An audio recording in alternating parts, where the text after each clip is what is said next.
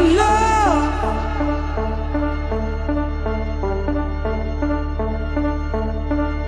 And hear what I'm saying now.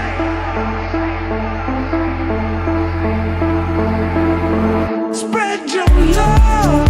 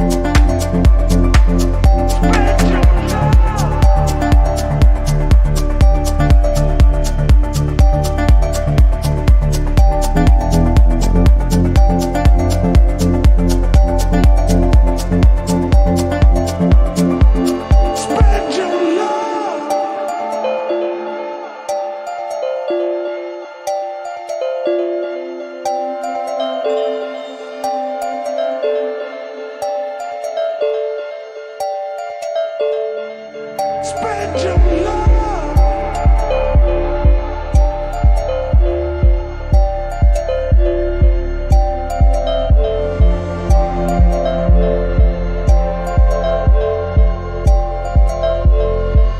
Spread your love.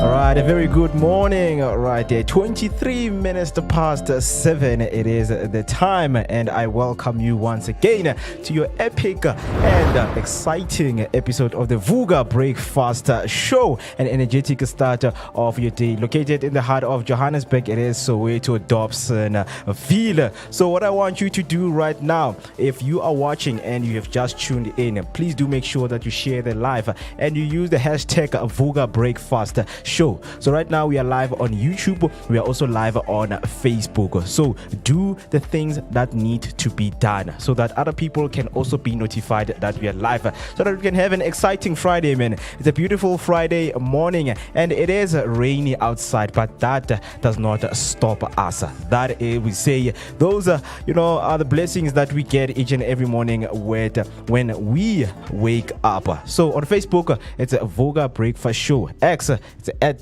Daily Vooka. Also TikTok, it's a Vooka Breakfast Show. And then when you go to Instagram, again, it's a Vooka Breakfast Show. My name is Muketi Maimane, aka Max for maximum temperature, the son of Mother Nature.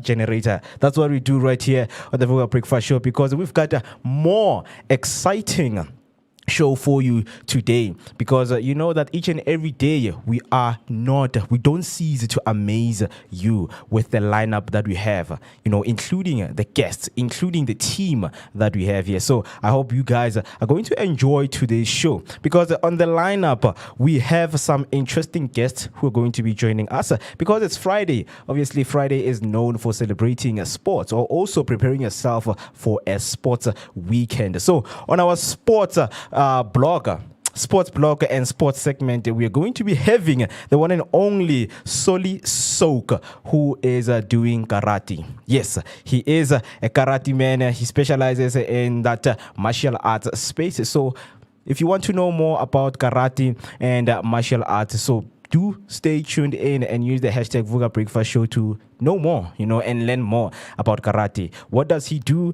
And, those different techniques that they use in the space. So let me not just get much into it. You guys are going to find out for yourself, in the show. And also, we're going to be blessed by the presence of our fashion blogger person right here, Mpose Kwanyane. Mpose Kwanyane will also be joining us here and then sharing more about being in the fashion industry, infiltrating and also what fortifies the fashion to be where it is and also what he does. Because as I am here, definitely I've went through some of the information, but it will be ideal for you to stay in the live so that you can know more about him. So without wasting any time, before I go to your picture of the day and give you, of course, your news and sports headlines, which are the latest. If you are watching right now, let me just give you your latest traffic update. And then I'm going to come back again because a lot of people seem to be joining maybe 1 hour after the stream because they're just preparing to go to work or to go to other things that they have planned for this beautiful Friday. So this is your latest traffic update. It's 27 minutes past 7, and if you are on the road right now, there is a lane closure on the N1 southbound near the Flying Saucer ramp due to ongoing rehabilitation work on a sinkhole. The number of lanes has been reduced from 4 to 3. And then another one, there's a stationary vehicle on the N1 southbound just after Malibongwe Drive, R512. The emergency lane on the ramp from Malibongwe Drive is currently closed. There is heavy congestion on the N1 southbound at Winnie Mandela Drive ramp leading to Winnie Mandela Drive on the R511. And there is also a congestion on the N3 northbound just after Giluli's interchange, affecting the ramp from Linksfield Road M16. And then the second last one, there is a stationary vehicle on the N1 southbound at Deep Kloof interchange ramp leading to Renshaw Road M79. The emergency is currently closed. There's a congestion on N1 northbound on the Golden Highway leading to. Motorists should anticipate delays considering alternative routes possible. So I'm going to come back. Wait, I think there's a mistake here. But okay, I just got the latest one. The latest one, of course, it reads as follow. Congestion reported on the N1 southbound at Olifants Fontaine Road ramp originating from Samrat Avenue M36. You need to expect delays in that area. A stationary vehicle has been reported on the N1 south northbound at the off-ramp to Allendale Road M39. The emergency lane is closed in this area. A stationary vehicle has been reported on the N1 northbound Western Bypass just after the on-ramp from Rivonia Road. The emergency lane is closed in that area. Reports indicate a stationary vehicle on the N3 southbound near the on-ramp from Modderfontein Road R25. Please be aware that the emergency lane is also blocked. Heavy congestion have been reported on the N12 westbound just before the Giluli's interchange near the on-ramp from R24 West. And then a stationary vehicle is affecting traffic flow on the N1 southbound after the Proof Plus interchange closer to the on-ramp from N4. 1 out of 4 lanes is currently unavailable, leading to possible delays. Please navigate the area cautiously. Yeah, so if you're driving, that was your latest traffic update. I'm going to come back again after 30 minutes and recap that traffic update so that you can stay safe on your road. So without wasting any time, it's 7:30 in the clock. So what I'm gonna do right now is to quickly give you your picture of the day. But before that, I'm just gonna take a short break, and then when we come back, we're gonna continue and of course go through your picture of the day. After picture of the day, we're gonna have your latest sports and news headline and your weather update. So stay tuned. grab a cup of coffee. It's a rainy night, rainy day, rainy morning, by the way, outside. So do make sure that you stay warm and you continue to enjoy your Friday morning right here. So stay tuned as we take a short break, and then gonna come back with your picture of the day.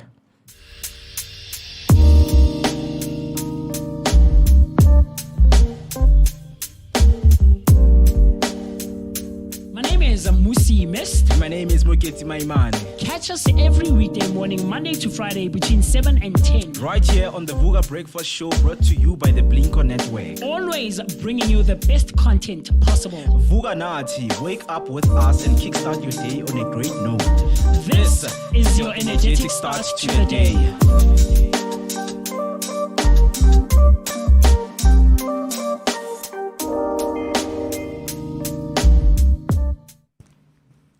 All right. Welcome back. As I promised, as you can see behind me, the picture of the day is other than Germiston Lake. Yes, you can see it right here. Obviously, we know that Germiston Lake, a lot of people have visited it, with different reasons of the trips that they take, right? But now, what is the background information? What is it that you need to know? Because I know a lot of people, who reside in Joburg and Soweto, and also just right outside of Johannesburg, the outskirts of Johannesburg.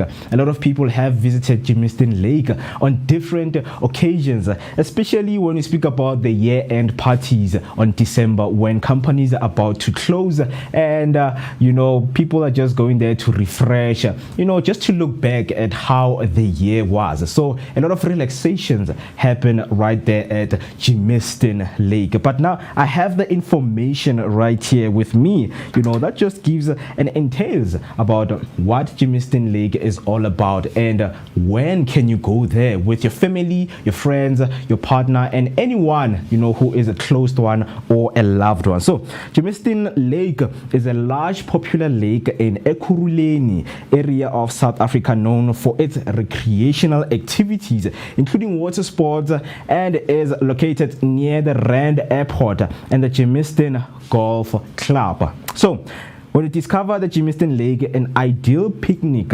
spot, bright stands and scenic views. A large lake close to Germiston in Ekurhuleni that is popular with family weekends, which is something that I have mentioned. On weekend, man, on a sunny weekend, we know that we can go to Germiston just to enjoy, have a breather, have that wonderful time and bond with your family, because it is stressful. We know that these days are very, very much stressful. So Germiston Lake, it is a place for you to visit with your friends or yourself, just to go chill and enjoy the atmosphere that it gives, right? So there are walkways, there are picnic areas, and even outdoor gym. So the lake is popular with water sports enthusiasts.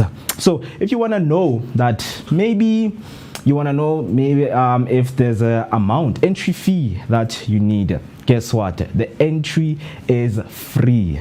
So all you do is just to prepare, your picnic basket, you prepare your towels that you're going to lay right there on the grass and just enjoy the beautiful, scenic adventure and, beautiful adversity that is right there at Germiston Lake. So that's the picture of the day, obviously speaking to people who want to relax. It's a beautiful Friday and you can find yourself, at Germiston Lake, but not today.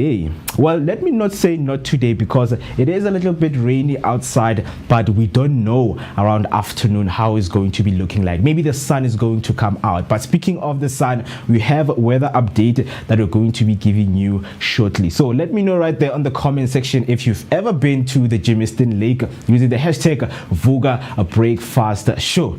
Right now, let me just take a short break and give you your weather update. After weather update, we get straight into your latest news and sports headlines.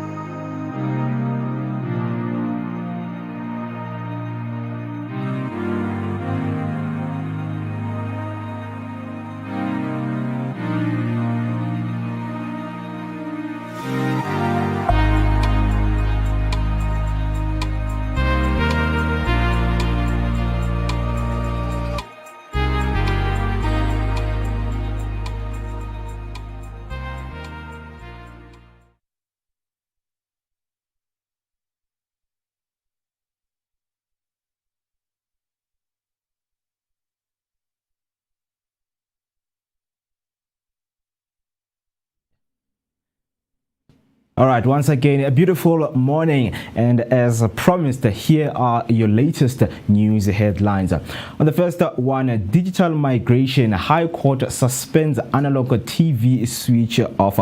Over 4 million South African households can finally breathe a sigh of relief. The High Court in Pretoria has ordered the government not to switch off the analog signal end of March. E-Media led the application in Pretoria High Court, arguing that the 31st of March deadline would deprive millions of South Africans of their right to be informed, educated and entertained through broadcast via analog signal. And the court agrees and has now offered these households same reprieve. It's ordered the Minister of Communication and Digital Technologies to delay the switch off. The government has also been ordered to pay the cost of e-media and other broadcasters. On the second headline, students duped by bogus colleges.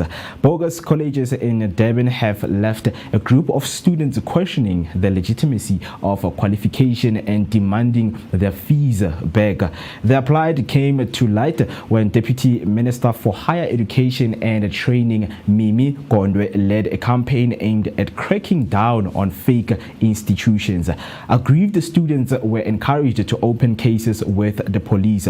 Gondwe says both parents and prospective students must ensure they verify the credentials of colleges and their courses before enrollment. On other headlines, government withdraws a ban on cannabis products. Players in the hemp industry are cheering. Health Minister Dr. Aaron Motsoaledi is set to withdraw regulation he gazetted banning food products containing cannabis and hemp. The regulation banned any food with ingredients derived from cannabis, hemp seed oil or hemp seed flour. Health Department had previously said the ban was to ensure consumer safety while working on a plan to involve the South African Health Products Regulatory Authority. Producers of cannabis and hemp food products challenged this ban and said this policy could see investors interested in the industry pulling out. Motsoaledi says the department was concerned by a number of products that entered the country under the disguise of being food, which ended up being consumed by children. That's all for your news headline. Now heading on to your sports news, starting off with football news. Premier League to have 2 summer transfer windows. The summer transfer window will run from the 1st to the 10th of June, pause for 5 days and reopen on the 16th of June to the June 1st September to meet the 12-week Premier League limit. The first expanded FIFA Club World Cup featuring 32 teams including Chelsea and Manchester City takes place in the US from the 15th of June. FIFA allows new player registration for the Club World Cup from the 1st to the 10th of June and the 27th of June to the 3rd of July for the knockout stage. On the next headline, Royal AM get back to business in Durban after club sale. The PSL Executive Committee is set to confirm new ownership of Royal AM after financial struggles led to the 13-match postponement this season. A Durban businessman purchased the club from SARS, which seized assets due to owner Sean Mkhize's tax defaults. The team bottom of the Premiership was informed of the sale and promised bonuses to motivate a relegation fight. The club's future location, either Harry Gwala Stadium or Durban, remains undecided. The next match against Makesi FC on the 5th of April awaits league confirmation. Heading on to your cricket news, day one, bad light stops play at the Wanderers. Tepang Ditole's unbeaten 47 guided the Hollywood Bets Dolphins to 83-2 at Stumps on day one of their CSA 4-day series against the DP World Lions. After delays due to a wet outfield and bad light, Ditole and Jason Smith shared a 41-run third-wicket partnership. Ditole was close to his 14th first-class half-century while Smith built on recent strong form. Earlier, Luto Sipamla and Tsepo Moregi each claimed a wicket for the Lions. The Dolphins will look to capitalize on their momentum on day two. Heading on back to your football news, Chiefs look to bounce back and SuperSport City and enter a new era. Kaizer Chiefs aim to recover from a 2-0 defeat as they face Golden Arrows tomorrow, while SuperSport United and Cape Town City begin new eras after coaching changes. Chiefs coach Nasreddin Nabi faces mounting pressure, and interim coaches Andre Arenze and Diogo Peral will lead their teams in a crucial clash. Polokwane City hosts Richards Bay on Sunday to end a winless run, with TS Galaxy seeking to maintain a strong form against Marumo Gallants. Makesi FC and Chipa United also feature in key Saturday matches. SuperSport United sits in the relegation playoff berth after parting ways with Gavin Hunt. That's all for now. Stay tuned for more news and sports update throughout the show. Don't forget to share your thoughts on these headlines with us using our social media hashtag, which is the hashtag Vooka Breakfast Show. Now let's get back to your epic morning show, which is the Vooka Breakfast Show. Let us quickly take a short break and then we get things started.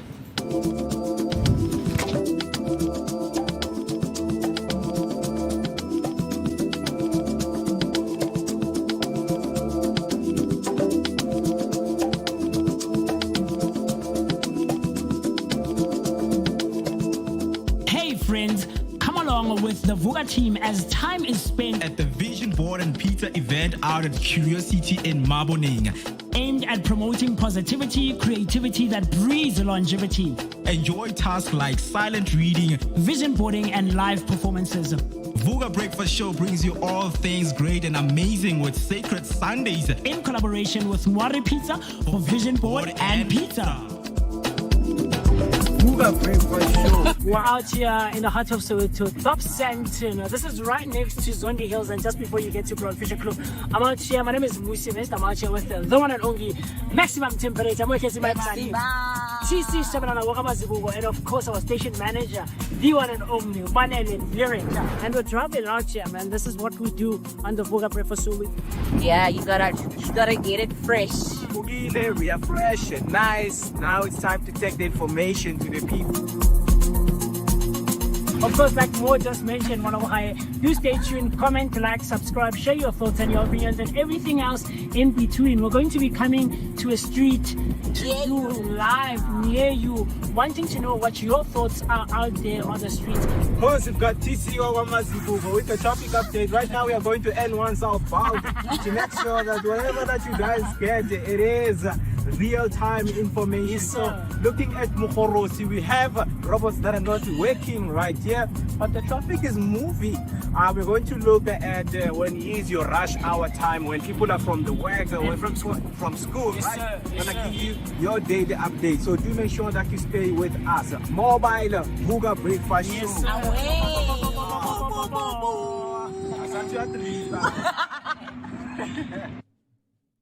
Definitely. As we come back, 15 minutes till we hit 8 o'clock, and you're still watching the Vooka Breakfast Show, and the hashtag to use once again to remind you is hashtag Vooka Breakfast Show. Those were your news and the sports headlines. If you want to recap, stay tuned, because on the top of the hour, you're going to definitely come back with the recap. So now what I want to do, because people are starting to tune in, and if someone is listening and driving, what I want to do is just to go through the traffic update so that they can stay safe wherever they are and drive cautiously. please on the road. So let me run it back again on the traffic update that you have missed. Congestion reported on the N1 southbound at Oliphant's Fontaine Road on a ramp originating from Samrat Avenue M36. Expect delays in that area. A stationary vehicle has been reported on the N1 northbound at the off ramp to Allendale Road M39. The emergency lane is closed in that area. A stationary vehicle has been reported on the N1 northbound Western bypass just after the on-ramp from Rivonia Road. The emergency lane is closed in that area. Reports indicate a stationary vehicle on the N3 southbound near the on-ramp from Modderfontein Road R25. Please be aware that the emergency lane is blocked. Heavy congestion has been reported on the N12 westbound just before the Gilulis interchange near the on-ramp from R24 West. A stationary vehicle is affecting traffic flow on the N1 southbound after the Proof Plus interchange closer to the on-ramp from N4. 1 out of 4 lanes is currently unavailable, leading to possible delays. Please navigate the area cautiously. That was your latest traffic update. And if you're listening right now, do make sure that you drive safely and you stay safe on those roads, because it is rainy outside, so expect your roads to be wet. So yes, getting back to the business of the day, man, you know that it is a beautiful Friday. That's how we open up right there. All I need you to do to celebrate and make this Friday morning epic is to use the hashtag Vooka Breakfast Show, man. I think I'm going to start with the question of the day that because now we are heading to month end. Next week, Monday, we are starting a new month. Well, next week, Tuesday, because month end is on Monday, right? I just want you to tell me a recap, man, and highlights of this month, because we know that each and every month comes, with different challenges that we need, to sort out. Different challenges that we need solutions for, problems, and we have solutions. Some people won this month, some people lost, but it is that ability for us to share those stories amongst us so that we can grow as people. So you can use the hashtag, man. Tell me what is your most highlight of this month. Maybe on social media you saw something and say, you know what, Mo, I saw something that interested me on social media this month, and it spoke to giving me that highlight that I can use for the rest of the month. So use the hashtag Vooka Breakfast Show, because there is so much that is lined up for you right here on the show. As you're going to be having guests, right? As I promised, we are going to be having the one and only Solly Soak on the sports blog. He is doing karate. Yes, you might be asking yourself, karate, what are you guys going to do with someone who is doing karate in the studio? Is he going to do his techniques right here on top of the table? Do stay tuned, because obviously he's going to be sharing more with us, right? I can't reveal everything to you, The safest thing to do is just to let you know that he is going to be joining us right here in studio and telling us about his journey of becoming a karate man, right? And then on the fashion blog, to the fashion lovers, to people who love style, to the people who are fashion enthusiasts, they like to make sure that everything that they do matches with their mood, because there are people who wear according to how they feel. So if you want to ask those kind of questions, we're going to be having the one and only Mpo Sekwanyane right here on the Vooka Breakfast Show. So you gotta stay tuned for this one, because you know that each and every week we bring you amazing things, man, and amazing conversations. They take place here. It's not only conversation that we have that end up only here, but it's conversation that are aimed at empowering and encouraging you to make just to make a positive change in your life. A positive dose of a conversation from someone who is from any, field of expect. Any field, they just come here, they speak to us. On Monday, we've got Monday motivation. Going on Tuesdays. Tuesdays, we speak about our health and wellness. What do we need to do to make sure that we stay on a very healthy diet and our health is balanced all the time. And Wednesday, it's Know Your Right. And of course, what are we without laughter? Because laughter, it is the best medicine. That is what we bring you right here on the Vooka Breakfast Show. It's something that I want you to know each and every time. When you think of Vooka, we have themed our days so that you can expect, epic shows, epic morning shows each and every weekday from 7 a.m.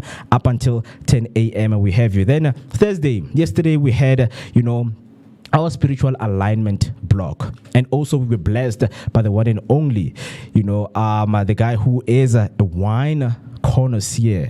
Right, Doug Cresswell joined us right here. And if you want to watch the full interview, you can definitely go to yesterday's episode, which is episode 28. So right now, what I want to do, if you are watching, please, man, just let me know that uvugile. Just let me know, or uvugile. Or some of you guys just go on live, then you go back to your sleep. No, use the hashtag, man. Hashtag sivugile. Speaking of hashtag, I see there's Koketo Mate at hashtag Vooka Breakfast Show. Good morning, everyone. Have a nice Friday. There we go. And then Radzelane at hashtag Vooka Breakfast Show. Morning, Voogas. I really can't wait to see our fashion designers.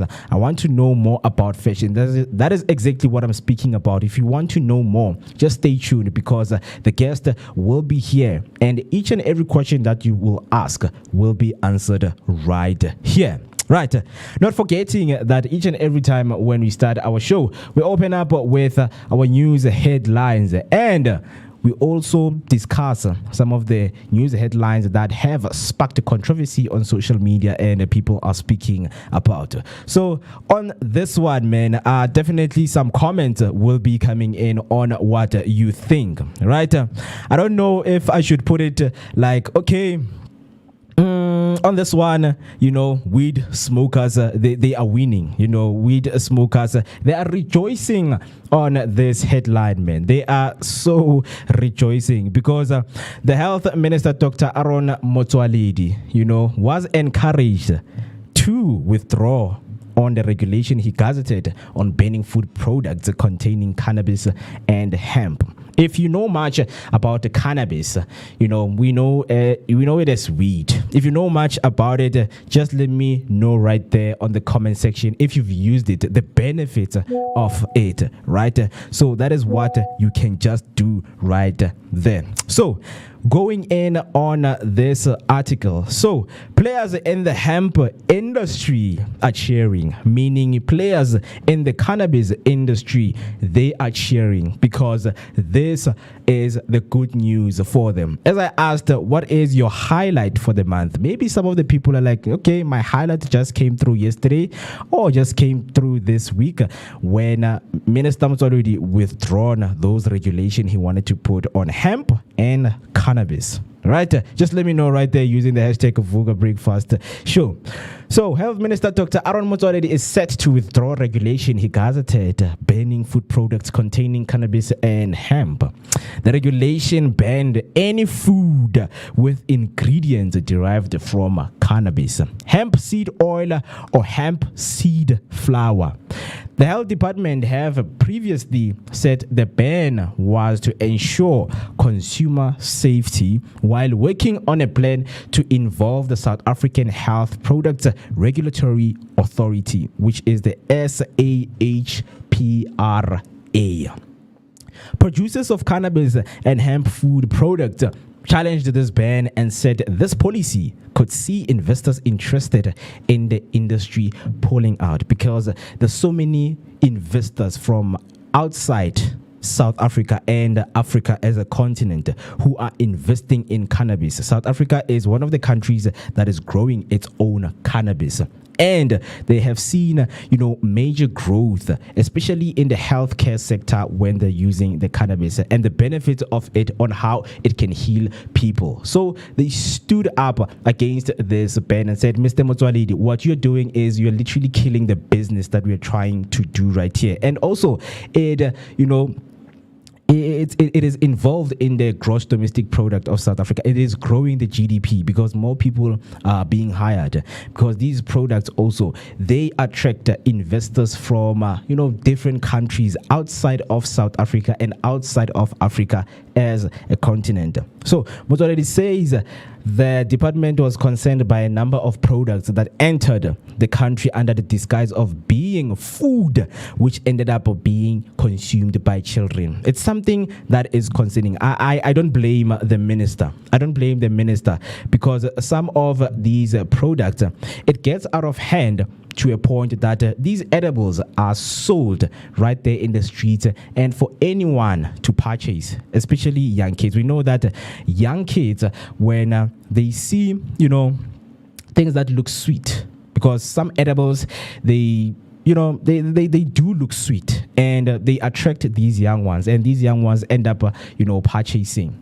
That's why we have some of these cases growing. So I don't blame the minister when he wanted to put a strict ban on cannabis.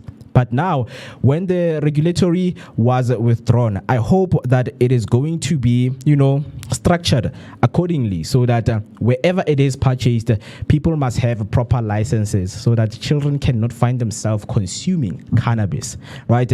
Obviously, when the government backs off, it speaks that businesses will continue to thrive. But in a statement released by the presidency on a Tuesday evening, President Cyril Ramaphosa is set to have reaffirmed his support for more stakeholder input and public participation in the development of new rules to reduce health risks and navigate impact of cannabis and hemp containing foods, particularly on minors. We know that our health sector is struggling, and putting some strict law on some departments and on some stakes, it really helps, to navigate, and also to put that barrier that is going to grow those, increasing percentages of people not healing from diseases. Remember that each and every time when we import something from another country and is being consumed, when someone gets sick from consuming that product, only they know what's in the product. Yes, the health regulatory will go through, on the food bureau. They check food. They check what is in that food that's being there. But sometimes there's some of the dangerous food that make it across the border and come in South Africa, and people get to consume those foods and those products, and then it ends up being something. It ends up putting a lot of baggage on the healthcare sector, health sector, shoulders, and now those health risks, they put a negative development and negative impact on making sure that our health sector grows and have that inclusive and inclining growth. So obviously, when he reaffirmed his support for more stakeholder input on public participation in the development of the new rules to reduce health risk and negative impact of cannabis, in briefing, the President and the Minister of Health, Dr. Aaron Motsoaledi, expressed concerns about unregulated imported foodstuffs flooding the South African market containing hemp and cannabis. The statement reads, "This echoes the sentiments of Dr. Anban Pillay, the Deputy General at the National Department of Health, who said the intention behind the ban had been misunderstood. The intention is not to ban cannabis and hemp-derived product. It is to make sure that the content of this product is acceptable, safe, and protected from the children." The fuss here is to protect the children from, cannabis.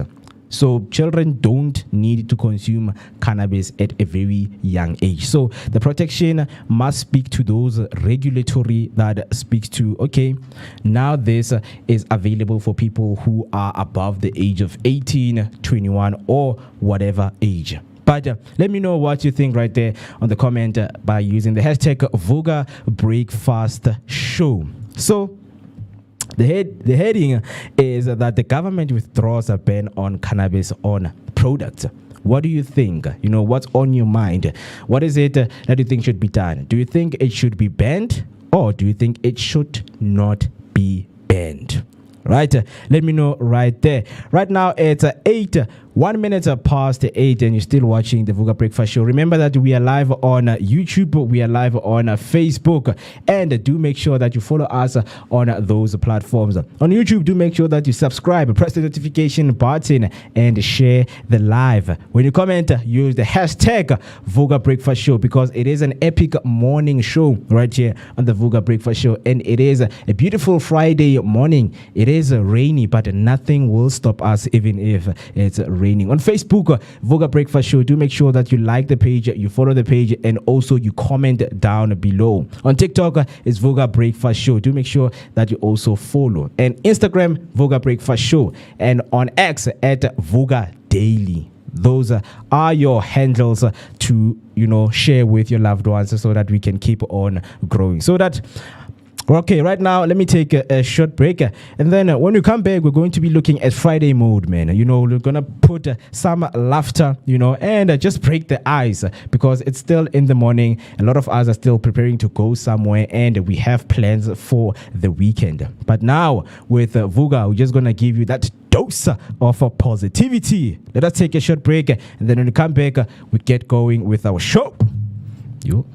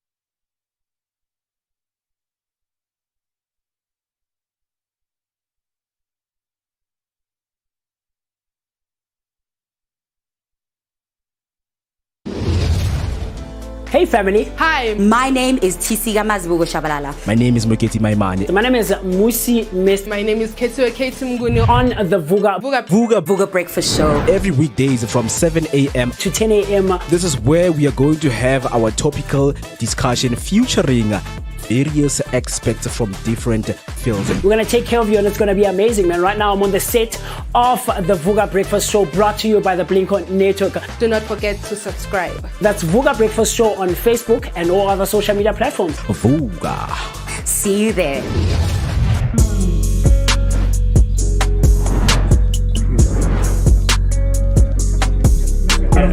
Well, yeah, Sugar Blossom memory. Yes. Wow. You man,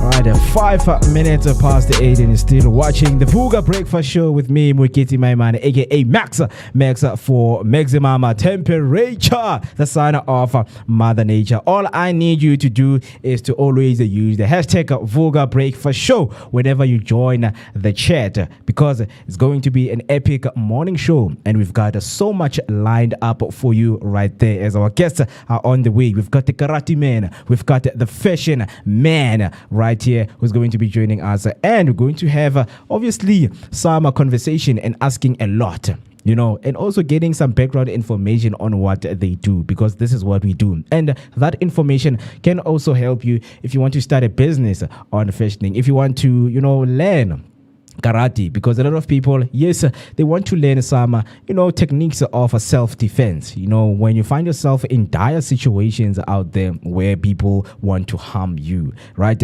So he is going to be joining us shortly. But now, moving on, before I move on, I have comments right there on YouTube. But it should be regulated much better and not be banned, which is understandable. That is what the minister was speaking about and was highlighting, that the strict ban, was to make sure that we do not have cases where children consume cannabis and the edibles that are being sold to them right there on the streets.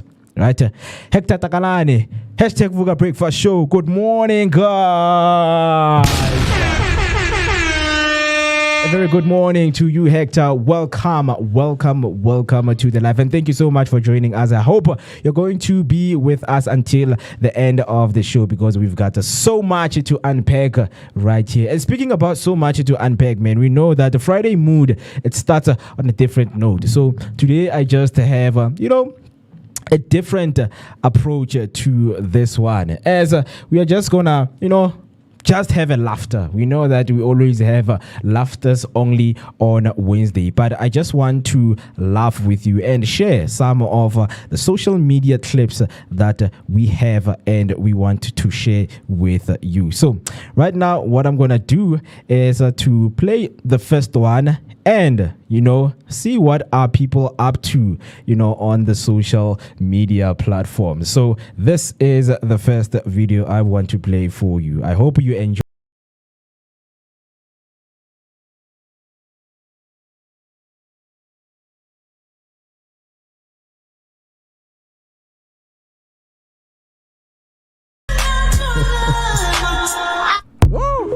Oh, come on, man.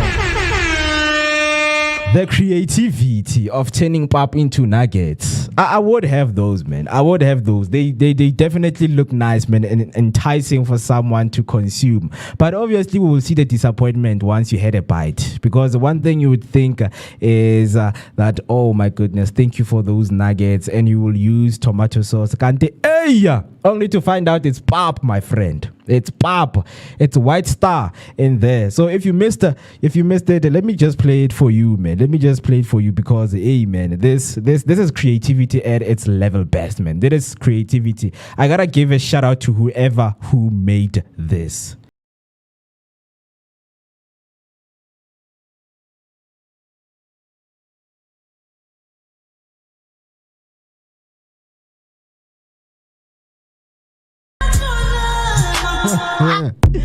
Oh man, I'm not gonna lie, those look very nice. Those look very, very nice, man. As I've mentioned, that I would have those, man. I would have those, because the creativity in this, like, you should share the ingredients, man. I don't know how other people reacted, but definitely I would have that one. So let me share another one with you, man, just to have some laughter and start this Friday on a very, very good and a high note. There we go.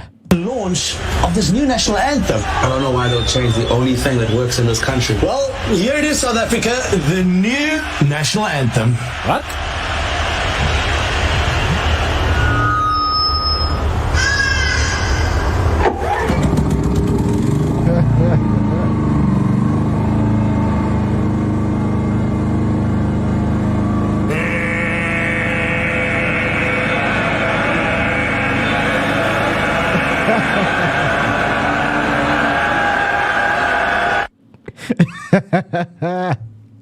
Wait, let me play that again, man. Let me. Launch of this new national anthem. I don't know why they'll change the only thing that works in this country. Well, here it is, South Africa, the new national anthem. What?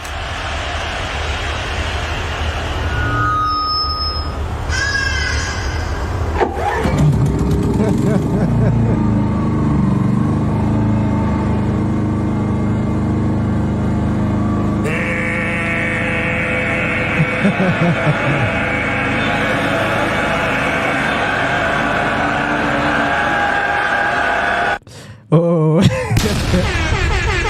Oh my goodness. The sound of generator is the new sound of hope, man. Yo, you know, when you hear that generator, man, you know, at the next door, you just, you know, you hear hope that, oh, at least there's someone who has electricity right here. So let me just play other ones right here as we are having laughs. But you can just let me know, man, what you think of so far the videos that you've just watched with me. Just let me know what you think, right? So okay, I have this one. When you order the Spider-Man and you get Speeder. Okay, let me play this one. Let's just hear if the sound is on and put on my full screen right there. There we go. Spider-Man was ordered. Eh?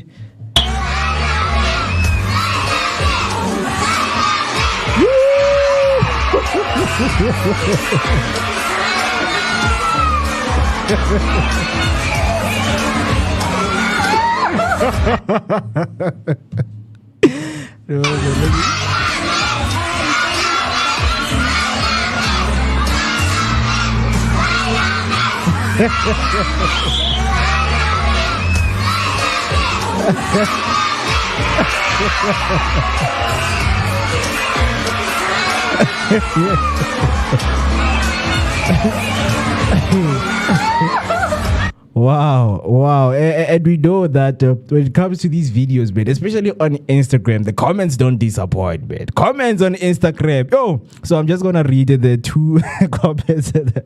So, Bodley 14, he crushed his knees. Indeed, of course, man. You saw, man, the kneecap. Definitely, it was just, behind the knee right there. And then Tizu, Spider-Man's knees are gone, my friend. The knees are gone.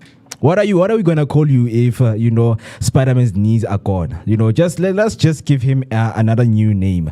And then Kelly Citizen, Spider-Man's grandfather filled in for him while he was away. Oh, interesting, man. Interesting things that people get up to right there on social media. So let me just play another one. In the meantime, while I play another one, just let me know, man, what you think right there.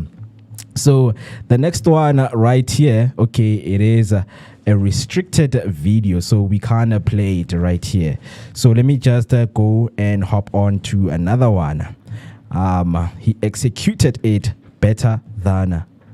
This is why plan B is important. Okay. Rather than plan C, right? Okay, let's play this one.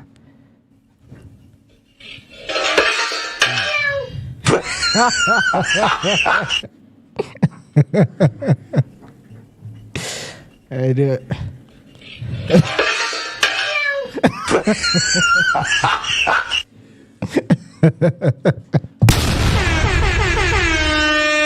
Oh, hectic, man. Some people are creative out there. So if we're about to open a pot, then the lead is about to send an alarm. Hey, someone is at the pause there. Pizza right there. This guy just used a cat sound, so that he cannot put himself in trouble. And then I think we have another one right here. Hey, as people are always up to something, man. Guys, okay, there we go. No, I think there's a background sound there. But yeah, in the meantime, when just let me know what you think, man. Just let me know what you think on these videos that we are playing for you right there. There we go. There we go.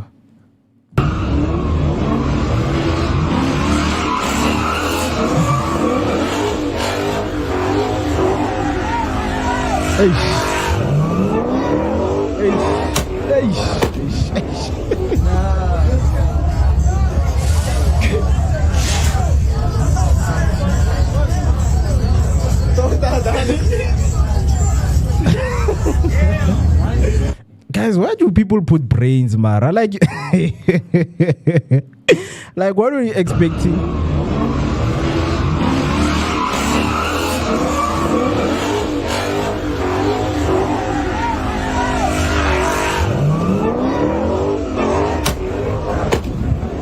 Wow.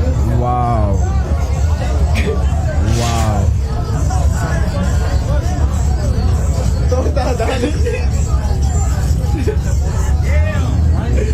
Oh, blasted through her thighs, man. Woo, yo, that should be painful, man.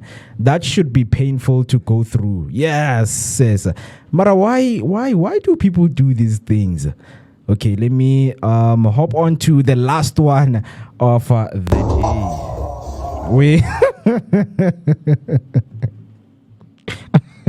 Wait, okay, I think I might need to save this one so that it can appear better right there on the screen while you're watching. So there we go, in a sec. Yes, open. Hey boo.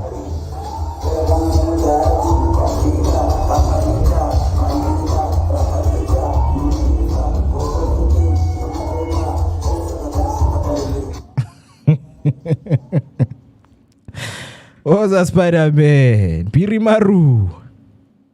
Ooh.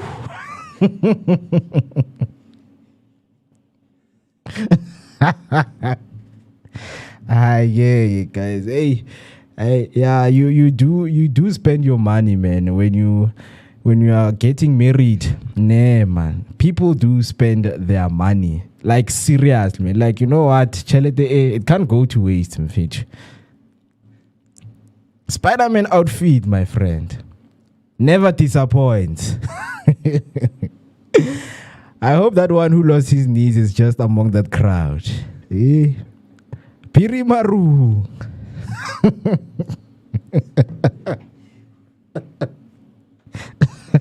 It's in camera. Hey, buddy, choppy chop. A choppy chop. When you are hired for this thing, you must show up. You must show up, man. So yeah, man. I hope that you guys enjoyed those, man, because you know that social media, man, people are always up to something. And I wish that you guys could also share your videos, but that time definitely it is going to come where we share videos amongst each other right here on the Vooka Breakfast Show. Right now it's 19 minutes past 8 and you're still watching the Vooka Breakfast Show. So what we're gonna do right now is to take a short break, and then when we come back, man, we're going to get deeply to some of the contents that we have. We're still on the Friday mood, and also as we are closing the month, just let me know, man, what is your highlight for this month? What is it, that thing that happened to you this month that you would like to celebrate with your loved ones, with your people, and with us right here as the Vooka Breakfast Show team? Just let us know by using the hashtag Vooka Breakfast Show. And not forgetting that we are also live on Facebook. Do the things that need to be done. Press the like button, comment down below. Just let us know what you think. On YouTube, subscribe, notification button, so that whenever we go live each and every weekday from 7 a.m. up until 10 a.m., you will be notified. X is at Daily Vooka. And then TikTok, Vooka Breakfast Show. And also Instagram is Vooka Breakfast Show. So right now, because it is rainy outside, and like, let's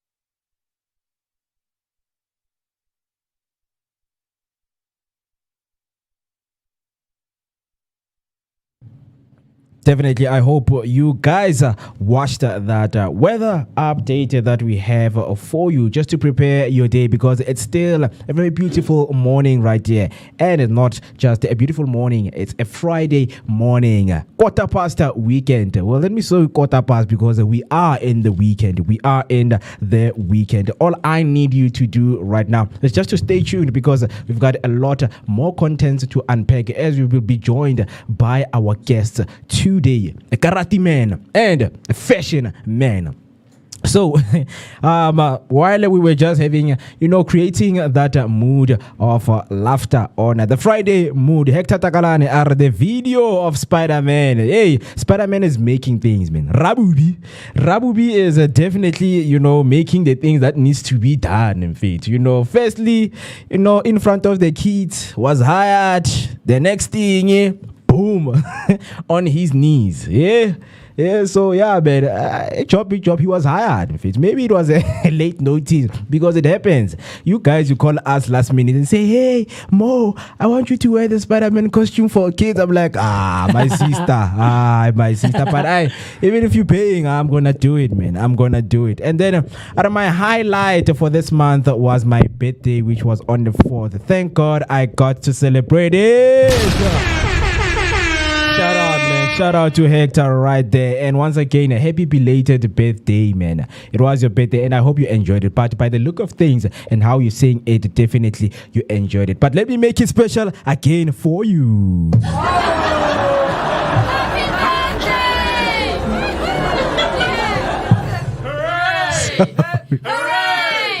Hooray! That is for Hector. Celebration don't stop right here, man. We do celebrate people's life. We do celebrate people's happy birthday, milestones, anything that was good that happened to you this week, man. You got a new job, or you went and bought your favorite pair of sneakers, man. Come, let's celebrate. Come, let's share. Because we need to celebrate those little things that that we do for ourselves and for our loved ones, right? While I'm still waiting for your comments right there, man, you know that it is the Vooka Breakfast Show, your energetic start of the day, located in the heart of Johannesburg. It is Soweto, Dobsonville. That is where we are broadcasting live. Of course, right here on the table, the team is starting to team up right now. I have the one and only Mr. right here on the table. A very good morning, man. How are you this morning? Hey, Mr. Mo, how's it going, my brother? Man, all is well. It's a very beautiful Friday morning. No, actually, it's not. I absolutely beg to differ. Shout out, man. Before I get things started, Mr. Mo, TK coming through again on YouTube saying thank you. And I'll tell you, it was a Tuesday and I had just come from work, and they were out there, Libo Celtic. There's someone who also watches and comments from time to time, Bukhosi Marcelo. And we were out there, Kokasi, celebrating TK's birthday, man. So huge happy belated birthday, TK Prayaka. And I know you had a good one, man. I know you had a good one. So, and we really appreciate your engagement, man. TK, I know most of the time is that whenever he's watching and listening and commenting, he's driving actually more, or he's at work, maybe like only 5 minutes nyana, I know happy zinyana kayo, and he tries his utmost best to comment, subscribe, and just hang out with us and spend the rest of the morning with us. Look, man, how are you doing? I hope and I trust that you're having an amazing morning thus far. And I'll tell you, I'm not, because I'm someone who absolutely hates the kind of weather that we're experiencing this morning. But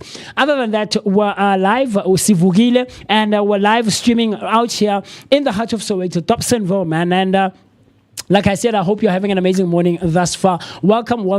This is me saying to what really promises to be your favorite rendezvous every weekday morning, Monday to Friday, right here on Vooka Breakfast Show, brought to you by the Blinko Network. We will always be taking such amazing and good care of you. And one of the people that you'll always be hanging out with is me, the one and only MOOCEE Mist. My name is Musi Mist, and I could not be happier to be in your company. company. Look, man, we have so much in store for you. And as you and I are talking and engaging, Solly Soul has just walked into studio, and we're going to be hanging out with him as he gets deep into the story of all things martial arts in South Africa. I can't wait for that conversation. And of course, because it's a Friday, we always get into the conversation of what is a good outfit to wear on a Friday. More like we're experiencing rainy weather this morning, and it's a bit chilly, it's a bit cold, and it's wet outside. So what's a good outfit to wear, man? Are you going to work?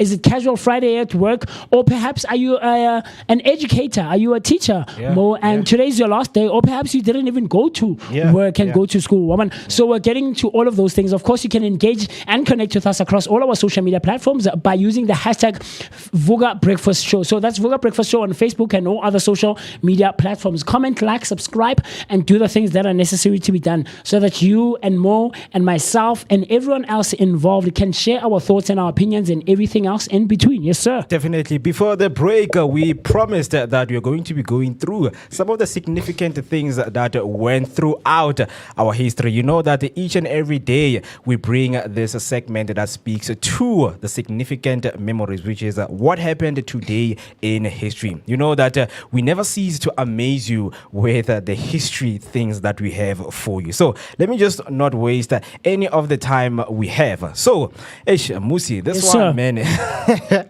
because I think this one goes back to the question that I once asked. Yeah. You know, Hore, what is it, that makes something and for us to Significant. say, make Yeah, it significant in history. to Yes, a sir. point that we always remember it. Yeah. So this one is interesting because it complements my statement. So today, Pell didn't, mention the date. Okay.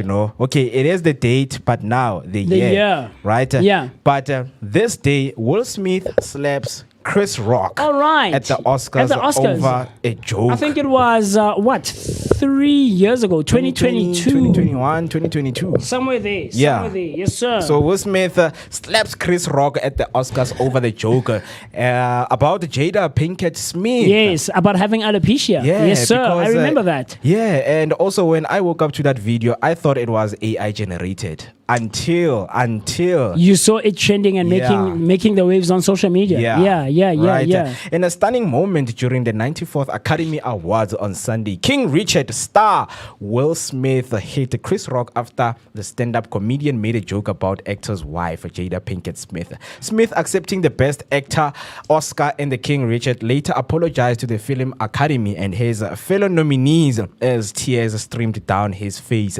But he did not address Rock and attempted to justify what he did. Yeah. Art imitates life. I look like the crazy father, just like they said about Richard Williams, but love will make you do crazy things. Smith said that as he was recognized for his role as Richard Williams, father of tennis great Venus Serena. Now we are being reminded about slaps. Yeah. When you get slapped, it's going to serve down as a memory lane, right? That this day you were slapped, my friend, and we still remind that slapped. The sound, the movement, how you swerved your arm. Yes, definitely. That's where we are, man. What a time to be alive. Yeah. And then on the next one, the ANC calls for a nationwide strike in a protest of Sharpeville massacre. On March the 28th, in response to the Sharpeville massacre, the ANC, which is the African National Congress, calls for a nationwide strike to protest the event, marking a significant escalation in the anti-apartheid movement. The ANC called for a nationwide strike and stay-at-home protest to highlight the brutality of the apartheid regime and government's use of violence against peaceful protesters.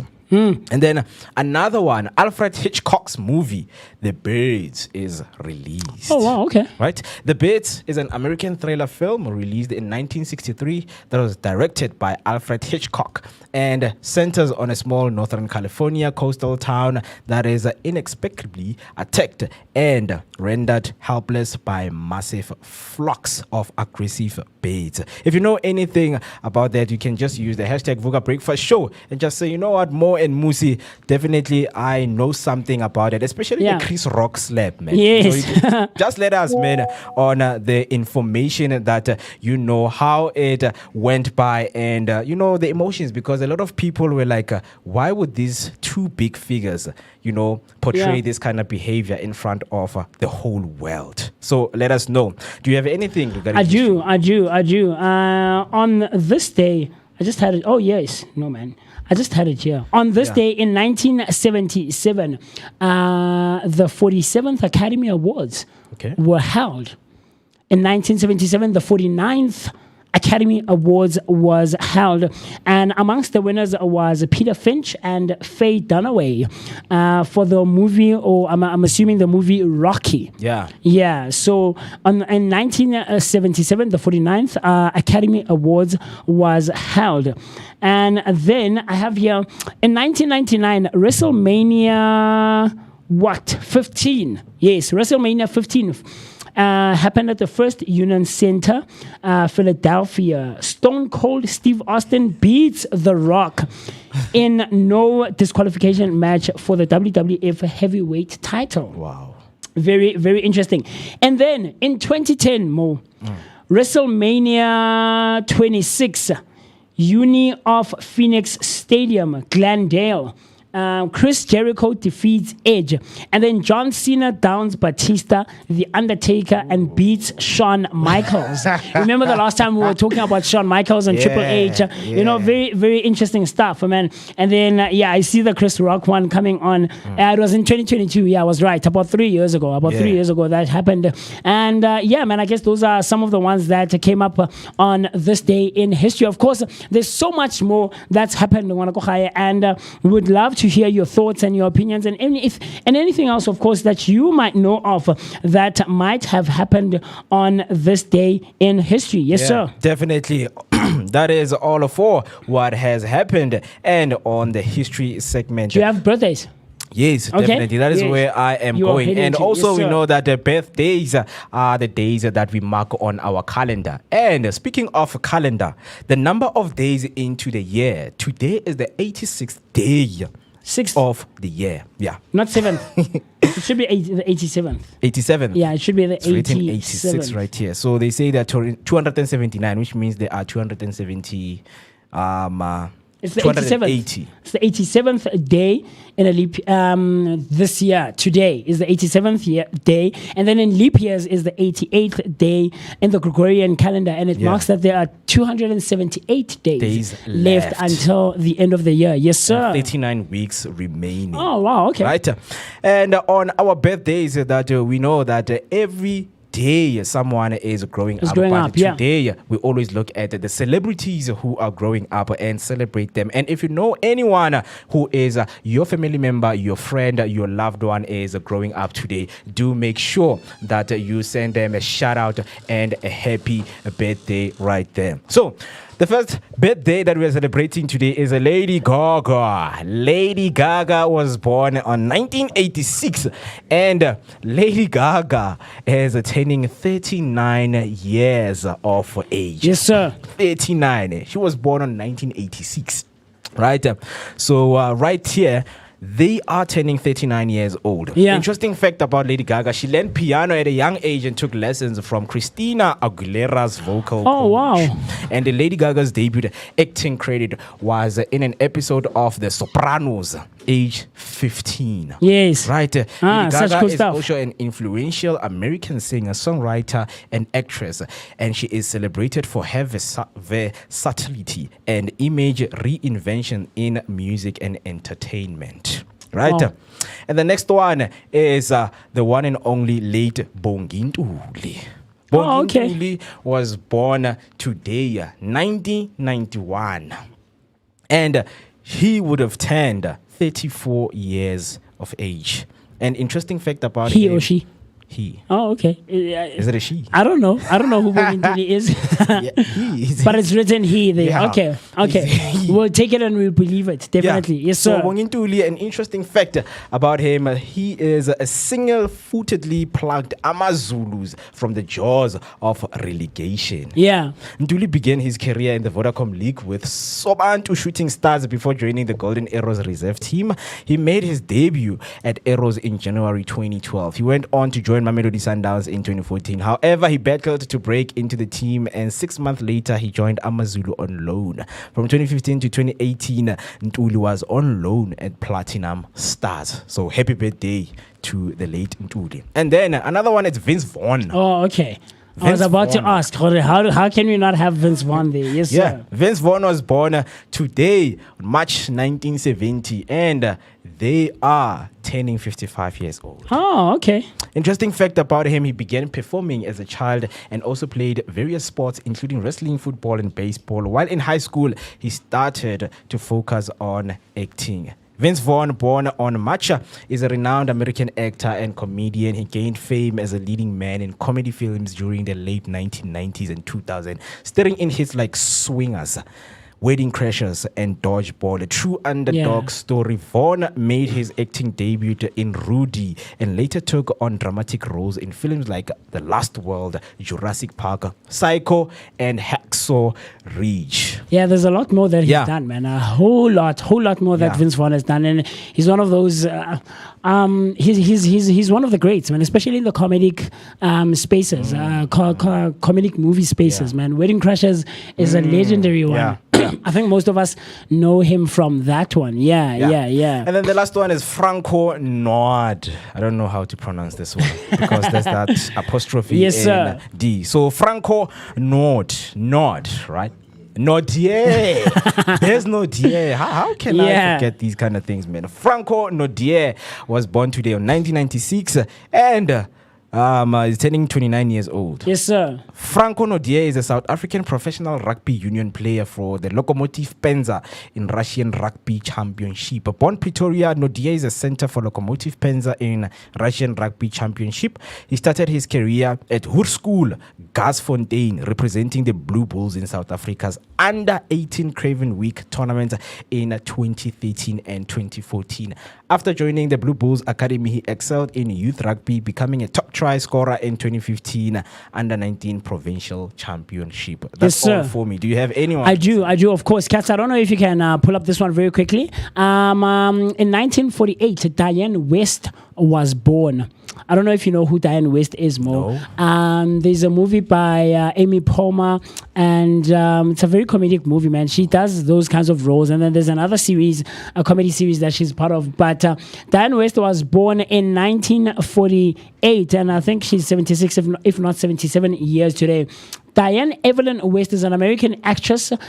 She has won 2 Academy Awards for Best Supporting Actress for the 1980s Hannah and Her Sisters and 1994's Bullets Over Broadway. So Diane West is celebrating her birthday today, and those are some of the ones that I have. And then another one is Julia Stiles. Do you know Julia Stiles, Mo? No. You said, I remember yesterday you said you don't know anyone 1980s below. But Julia Stiles is not that old, man. There's a famous movie she's done with who's that guy who does the Joker in Batman, man? Which Batman? Batman Antoning. Heath Ledger. Yeah. Julia Stiles did a very cool movie with Heath Ledger. She was born in 1981 on this day, the 28th of March, and is turning 44 years old, I think, if I'm not mistaken. 1981. And Julia Stiles, has quite a few movies. Julia O'Hara Stiles is an American actress. Stiles began acting at the age of 11 as part of New York's La Mama Experimental Theater Club. Very, very cool stuff, man. She's done a number of movies. 10 Things I Hate About You, Save the Last Dance. Do you know that one? The Last Dance. Yeah, Save the Last Dance. No. Do you know Jason Bourne, the last movie? Yes, definitely. She's the lady who helps Jason Bourne in the movie. One of the lady who helps Jason Bourne. When the last one. What's this country? I think it's Croatia. They or come something. back to America, and then Yeah. she's done The Prince and Me, Wish You Were Here, a whole lot of other movies that she's been a part of. But you're the most famous one that you might know, Jason. You might know Julia Stiles from.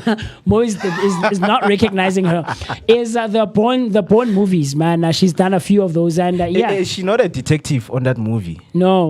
No, she's Because not. there was. But she's part of Coco the CIA, I think. or something like that. she's the one who's being sent to Yes. stop Born. Yes, Yes, that's Julia Stiles. That's Julia Stiles. So, Managoha, those are some of the birthdays that are happening or are being celebrated on this day. Of course, we would love to hear your thoughts and your opinions and anything else that you might know that happened or occurred in history on this day, the 28th of March. And if you know anyone who might be celebrating their birthdays today, please send a shout out across all our social media platforms using the hashtag of Vooka Breakfast Show. Yes, sir. Definitely. You know that every day we have what we call our word of the day, and we have a specialized it and jinxed it to what we call idiom of the day. Yes, so sir. can you please go through that? Of course, Mo. You know, on a day-to-day basis, we share the word of the day. And this is aimed at you and I and the rest of the team at improving our day-to-day spoken language and, of course, ultimately improving our vocabularies. And you and I might know that the English language is a varied and beautiful, sometimes confusing language, which includes non-phonetically spelled words and complex grammatical rules. However, it has many unusual and cool words with very cool meanings to discover. And today is no exception whatsoever. On a day-to-day basis, we share the word of the day. But like I said on a Monday, this past Monday, that this week we're doing something very different or slightly different. Instead of word of the day, we're doing idiom of the day. Yes. An idiom of the day. And you at home might be wondering, what is an idiom, Musi? What are you talking about when you talk about idiom? Well, an idiom is a phrase or an expression whose meaning cannot be understood from the literal meanings of the individual words. Instead, it carries a figurative and non-literal meaning. An idiom is a phrase or an expression whose meaning cannot be understood from the literal meanings of the individual words. Instead, it carries a figurative or non-literal meaning. So, today's idiom is as ebullient as a champagne bottle. Wow. As ebullient as a champagne bottle. Ebullient. Ebullient. Okay, I was about to ask if you can figure out what the word we're extracting from that is. So the word we're taking from that idiom is ebullient. Ebullient is spelled E-B-U-L-I-E-N-T. Ebullient, E-B-U-L-I-E-N-T, and this word is an adjective. And the definition of ebullient, Mo, is that overflowing with fervor, enthusiasm, or excitement, being highly spirited. Ebullient means overflowing with fervor, enthusiasm, or excitement, and it is being highly spirited. A sentence that you can use as an example is that she sounded ebullient and happy. Excited. She sounded ebullient and happy. So it is being highly spirited. So you know that we always love to know what you can think of as to what this idiom means. The idiom again is as ebullient as a champagne bottle. So we'd love to hear your thoughts, your opinions, and everything else in between. Yes, sir. And then of course, more at the end of the show or towards the end of the show, we're going to do a quick recap of all the idioms we have done from Monday leading up to this day. Yes, sir. Yeah. So someone who suffers from ADHD, are they ebullient? No, ebullient. No. It's too much no. excitement. No, ADHD is not being highly spirited. No. But all I know that enthusiasm, yeah. Cannabis consumers are ebullient today. Okay. Because the poll still stands right there on YouTube. Do you think the minister should ban cannabis-infused products? And the no percentage is on 71%. And no one has voted yes. No one wants cannabis to be banned or cannabis-infused products to be banned. Yeah. Yeah. So people that's clearly enjoy, Yeah. Yeah, Diwabu. Yes, sir. Yes, sir. Yeah, definitely. The poll is still up on YouTube. You can quickly go there and cast your vote. The question is, do you think the minister should ban the cannabis infused product? So what we're going to do right now is to take a short break, and then when we come back, we're going to have our first guest of the day, Yes, Mr. sir. Soak Yes, sir. Soli, right here, who is the master of karate. if you Definitely. like that. Yeah, Right, we're going to be getting into all things martial arts. And I can't wait to get into that conversation. And a bit later on, you know that on a Friday, what we celebrate here on the Vooka Breakfast Show is Fashion Fridays. And the question that I asked you was, what's a good outfit to wear on a Friday like this? And we're going to be getting into the conversation about all things styling yourself and local brands right here in the heart of Soweto. So I can't wait to get into that one. Coming on YouTube, on our comment section, Banele Mngqi saying, yep, 2022. So I guess he was, yes, the slap that happened between Chris Rock and Will Smith. And he was agreeing and, concurring with me, saying that it did definitely occur on this day in the year 2022. And then Hector Takalani, he always keeps us busy and up to date. Like I told you, Mo, that in more than most cases, he's driving. So he's coming in saying that hashtag traffic, the N3 forward Linksfield and OR Tambo. So I guess something is happening around Linksfield on the N3 and the OR Tambo. So we love your engagement and we appreciate all the comments that come through. The time right about now is 47 minutes past the hour, 8 o'clock on a Friday morning, the 27th of March 2025. 12 minutes before the hour, 9 o'clock. And with that being said, let's take a very quick break, grab a glass of water, a cup of coffee, because it's a bit chilly out there. And we'll see you right after this. Cool stuff.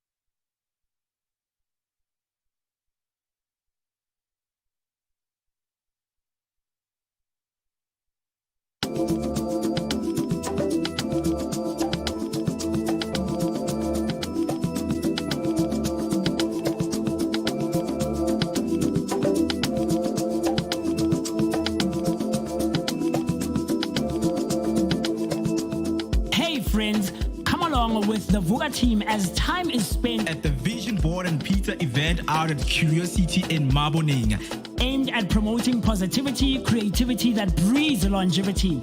Enjoy tasks like silent reading, vision boarding, and live performances. Vooka Breakfast Show brings you all things great and amazing with Sacred Sundays in collaboration with Mwari Pizza for Vision Board and Pizza.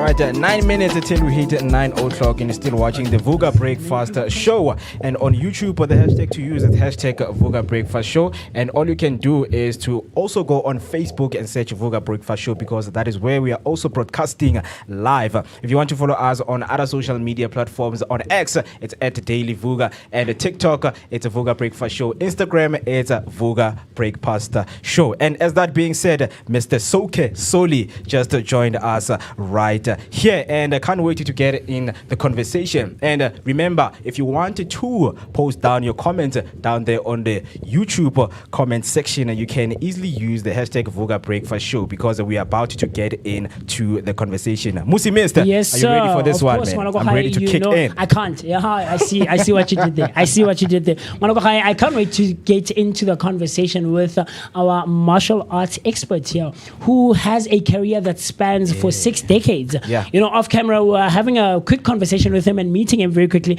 And I promise you, this promises to be a great, great conversation. You know what we do here on the Vooka Breakfast Show is try to bring you the most relevant and, the most interesting people who are well versed in all the spaces that they are involved in. And this one is no exception whatsoever. So, Mo, like I said a second ago, that off camera, he was actually correcting us. And it's very interesting that he did that, because one of the things that I'm very big on is pronouncing people's names very correctly. And I love that you corrected it, because I never want to get it wrong. My name, the reason for that is that my name is Musi, and a lot of people tend to mispronounce it and misspell it as well. So it's spelled M-U-S-I, and people would say M-U-S-I, and Musi are two completely different things. Meanings, Absolutely. Wow. And they would say Musi instead of Musi. Yes. So that's part of the reason where I say I love getting people's names correctly. Yes, So course, you just said that the name is not Soli Soke, it's Soli Soke. Soke is a title. Okay. Oh, it's a title. It's a title. Oh, I see. My name is Soli Said. Oh, I see. S-A-I-D. It's also like very mispronounced, because it's spelled S-A-I-D. People say Said. Yes. But it's an Arabic word which means Said. Yeah. Port Said in Egypt, and it's the same. It's the same. And nothing to do with me. Yeah. I don't know Port Said. All right, Mr. Soli, once again, welcome right here on the Vooka Breakfast Show. And we can't just wait to get much information and your journey, as someone who participated in karate. So can you please tell us more about your background information? Where are you from? Where did you grow up? And how was it growing up? Okay, thank you very much for firstly to invite me on your show. Yes, I really am, I'm really happy to be on the show with people today. You know what I mean? And the journey goes back to 1965. I was about 12 or 13 years old. Played a lot of soccer and cricket on the streets in Chinatown, Malay Camp, and that's in town where the former John Foster Square is. Right? So that was like we were living in the inner city area, right? And there wasn't much to do in those days. It was 1965, very much into the very, strict apartheid era started to grow on us, you know what I mean? And they were starting to talk about moving people into different areas. The Group Areas Act was starting to be implemented, that kind of stuff. Yeah. So we used to actually train and play soccer on a grounds called Chinese grounds, and that was on the mine dumps in the same area called I think it was called Ferreira's Town. You know what I mean, right? So and then somewhere along the line, what happened was I stayed with my grandmother while my parents moved to Nuclear, and they lived in Nuclear, and my parents and my grandmother lived in town. And because of my schooling, I stayed with my grandmother. I'm the fourth of 5 brothers, and the other brothers went with my parents to Nuclear. You know what I mean? Right? Yeah. So anyway, a great scholar was coming to South Africa. His name was Maulana Ansari, or Dr. Ansari. He was a great philosopher, a man who we call him a Hafiz, a person who could recite the Quran by heart. Wow. You call them what? Hafiz. Hafiz. Yeah, so this is someone who studied the Quran from the first page all the way to the last. And not only studied it, but can actually recite it off of memory and heart. Wow. Yeah. A Hafiz. Yeah, Hafiz. Okay. And he Always was learn. as I said, he was a philosopher. He was a social scientist, and he had a lot of things. So he was a professor himself. He was coming to South Africa to talk give some talks and lectures.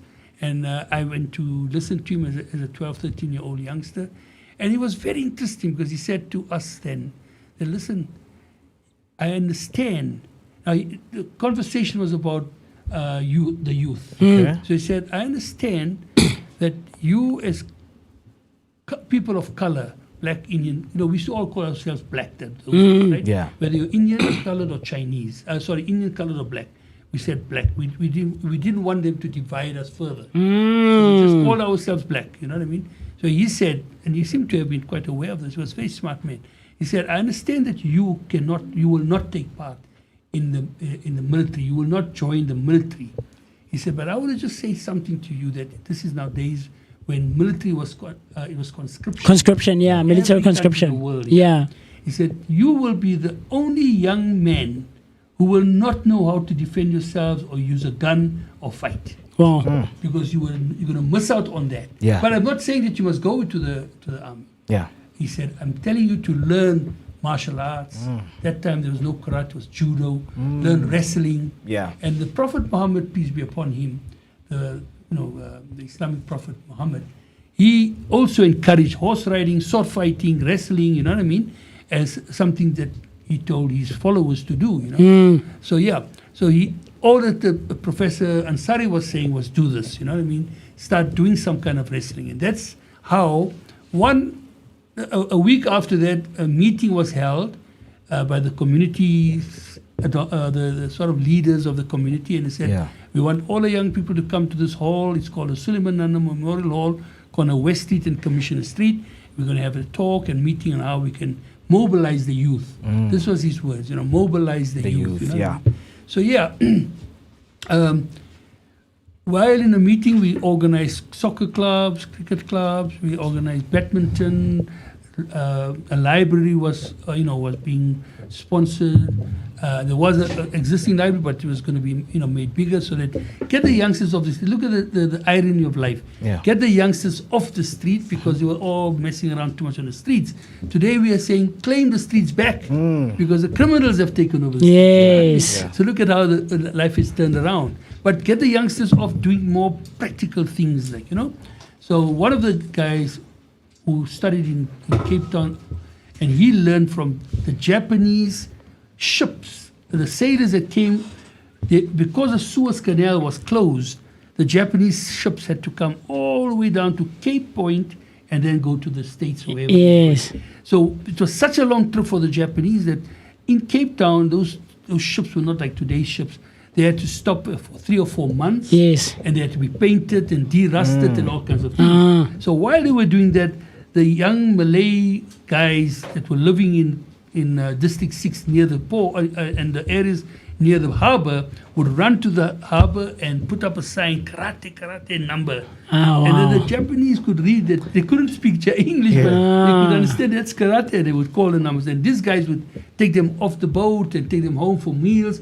And these Japanese were teaching them karate. Oh, wow. So that's how karate kind of came amongst for the non-white people in South Africa through these sailors. Wow. So one of the men that was studying there, his name was Farid. He moved to Johannesburg for what do you call it, richer pastures, for example. Yes. Cape Town, Durban. We're not like Joburg. Joburg is the hub. Yes, it has Right? everything. The golden Yeah, city, they call it, yeah. right? So he came here to look for work and things, and he put his hand up. He said, "I will teach karate." And then we looked and what is karate like? People didn't all know the word. But anyway, that's how he started teaching, and I walked in there, and that was May 2nd, 1965. You still remember the day? Date I'll never forget. My foot into the hall, which we call sentimentally called the dojo. The dojo means a place of learning. Yeah. A place growth, of? learning. Oh, learning. Yeah, Oh, I see. And a place where one can reach enlightenment if Oh, you wow. study, you know what I mean? In a deeper sense. Yes. Right? So I put my first step into the hall, and I always say it as I've written, and I'm writing a book, an autobiography for many years. Yeah. It's not done yet, but I'm busy with it. I say that my first step into the dojo set me up for the second step into the world, because from that point I made a promise that I was going to go to Japan before I'm 21 years old, and I was going to get my black belt there. Yeah. And believe it or not, watch what you wish for. It came. It true. happened. Man, I love it. Interesting. I love it. Such interesting stuff, Mo. Yeah. No, it is because one of the intriguing things is when something is being said to you. I just wanted to track back to when they said to you, you're not going to go into military. But Yes. now you're going to learn how to protect yourself without using a gun. Right. Just let me know what was going on through your mind. Were you scared and not understanding, like when somebody says that to you, or you were just a happy human being to hear that? I was young, okay, so Yeah. I wasn't yet matured enough to get the full grasp of what you were saying. But when they decided that we're going to start, this man said I'm going to teach karate. I lived in a very rough neighborhood. Okay, that Malay camp Chinatown had a mixture of all races, all type of people. We were always fighting amongst each other. But if anybody else came from another neighborhood, we You all guys took would them come on. Yeah. together. We chased them out of the Yeah. neighborhood, you know what I mean? But there was always some kind of fighting going on. Yeah. And I used to be a very good soccer player. And I mean, when I used to play soccer, the guys who were walking around past me, I used to dribble so well, they used to say, Skara! You know what I mean? They used to call me Skara. Yeah. So, but anyway, karate came, and what used to happen was you had the bullies that come and say, give us a side. Yeah. And we say, no, man, it's only for us, the young guys. The guy would take the ball and put a hole in, cut the hole into the ball. And I would be the big mouth and say, hey, man, what are you doing? Yeah. Wow, a nice shot in the face. man. Black eye, So I used to get beaten up quite a bit, Yeah. And I said, this must stop. And that's what brought me into the karate. And 8 months after my first, I started karate, the bully that used to always try to pick on me, I took him on and I beat him up. Wow. 8 months only. Wow. And that's when I said, this thing works, man. Yeah, this is for runs in you. the blood. This thing works. Yeah. Such interesting stuff, man. So I have a comment from Banalemli saying this should be interesting. I did karate back in the days. JKA, and as an adult, I want to go back. Yeah. Do you know what's JKA? Yes. So karate has originated in Okinawa as opposed to what people mostly think it's Japan, right? That's where karate originated. If you go trace its history back, you could trace it back to China. And if you go further, you can trace it back to India. So it's quite interesting. Yeah. There's an old art and still practiced in India called Kalari Payet. But anyway, let's Kalari Payet. Kalari Payet, yeah. And then from Kalari Payet, it came to China through the 28th successor to Buddha, a man called Bodhidharma. Okay. He brought it as a Buddhist monk. He brought it to China, and in China, it changed into Kung Fu. Okay. And then it was attacked by the emperor of the time, because it became the Shaolin temples became very strong, and this is history. We're not sure if all of it is true. Yeah. It sounds nice, you know what I mean? Wow. It's a story, and I think it's 70% true. And then the dynasty of the time, the emperor wanted to crush the Shaolin temples because he saw them growing all over China and would become very strong. You know what I mean? Through the martial artists. So then he started crushing them, and these poor monks used to run for their lives, and some went across to the different, Indonesia, Malaysia, all those places, and then Okinawa too, and Japan. Yeah. And then karate started in Japan. Now in Japan, in Okinawa, 3 major styles, sorry. Okay. Actually, 2 were the main ones. 2 major styles influenced every karate that we see today in the world. One was called Shorei, and the other one was called Shorin. Right? And then if you go into the cities or towns where these styles came from, one was Shuri, where Shorin grew. It's very complicated in that way. Yeah. And Shorei was in Naha town, Naha city. So let's fast forward to Japan, and as karate moved to Japan around about the turn of the 1970, 1915, around there, the emperor invited karate into Japan. And what happened was the 2 main systems that started in Japan were with a shorin and a shorei. So what happened was the students in Japan, university students, wanted to know more about it, and they asked their masters, Master Gishin Funakoshi, who was the founder of Shotokan, which became JKA as one of the offshoots of Shotokan. So it's only the name of a style. So I'll explain that a little further. And then on the other side, to cut a long story short, it's Goju-ryu. It's a long, intricate little woven story, but the style Goju-ryu came about. Now, these are the two biggest styles probably in the world. But the biggest would always be Shotokan. It's one of the biggest styles in the world. But out of the two styles, not from Okinawa, another style was the birth of another style started in Japan, and that was called Shitoru. Shitoru. Yeah. Okay, then my teacher, the Grandmaster Mas Oyama, this man used to kill bulls with one punch. Ooh, bulls. One punch on the head of a bull and then take the horn off. If you Google, when you get a chance, Mas Oyama, you will see the video in the 1952-53 where he fights the bull in public. You know what I mean, right? So Mas Oyama. Mas Oyama, yeah. It's spelled M-A-S. Oh, there he is. M-A-S. M-A-S Yeah, Oyama. Oyama. Yeah, there we go. So there's a video there. Yeah, so that's him. I just want to see if, I can get Look the for video put here. bullfight. We should find it very quickly. You'll find straight away. Yeah. Wow.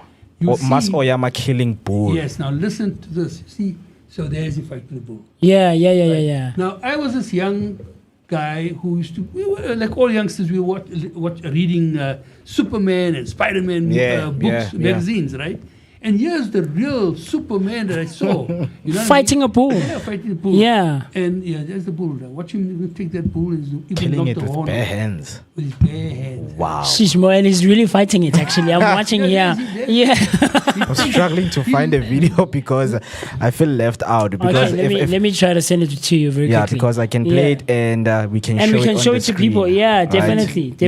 Definitely. In the meantime, you can continue, Mr. Yeah, so he was my teacher. So what I read about this man, and I was like still 14, 15 and reading about him. And then we got this book called What is Karate? I still have that book till today. It's over 60 years, almost 60 years old.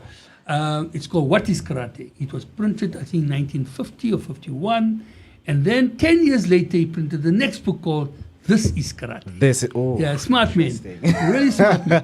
But he was one could call him one of the best karate masters of his time. You know what I mean, right? Yeah. But like I said, his style, he studied both Goju-ryu and Shotokan. Yeah. Right? He studied both styles, and then he created his own style called Kyokushinkai. Right? And that's the style I went to study in Japan. When I read about him, my entire purpose of life was to be in Japan before I'm 21. Yeah. And I couldn't stay to Japan because of because of the apartheid system. I couldn't get a visa straight away to Japan from South Africa, so I went via New York. But in New York, Masuyama's one of his top students was sent to New York. Two of them, Nakamura and Shigeru Oyama. Nothing to do with Oyama. Just his student, by the same name. And I studied under them, and I got my first dan there in New York. In New York, I had to fight 50 fighters. 50? What, 50? 50 fighters. And what belt are you chasing at this Going point? for black belt. For black. Yeah. And this was done in a place called Connecticut. Oh, Connecticut, yeah. Connecticut. And Shigeru Oyama was the head of that school. I was in Manhattan on 14th Street, and we went for my black belt test. I had to go to Connecticut, right? Yeah. And that's where I kind of walked down the spiral staircase. But as I was walking down the spiral staircase, all these fighters were lined up on the side. Sheesh, man. There was a guy called Stickman, which we eventually called him Sick Man because he was a kind of crazy guy. He was the second guy in a row, and as I used to meet them at tournaments on a weekly basis. But these were guys from the rival school, and I was from the New York school, Manhattan school. You know what I mean, right? So as I'm walking past, this guy says, "Is this the punk?" Yeah. This is his words. This is gospel truth. Is this the punk going for black belt? Wow. And I just say us to him. Now, the word us, I'll explain just now, us to him. And I turned and said, us, and he says, we are dealing death. That's his words. We are dealing death. And the guys echo the words, we are dealing death, as I'm passing them. We're dealing death. We're dealing death. And you're passing in between passing them in the middle. Yeah. Walking to, and I'm just saying, us.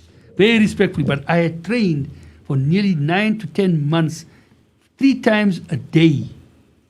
Monday to Sunday to prepare for that promotion. Wow. But you can see my size. I'm not one of those big African Americans. Yeah. 6'2", 6'4". You know what I mean? But they were there. But I trained and fought against them. Now there were some great fighters in New York, and all of them were, from the black community. There was a man called Shoe Secretary and William Oliver. Shoe Secretary is the title. William Oliver, Charles Martin, I met Billy Blanks and all these guys. Yeah. I met Bruce Lee.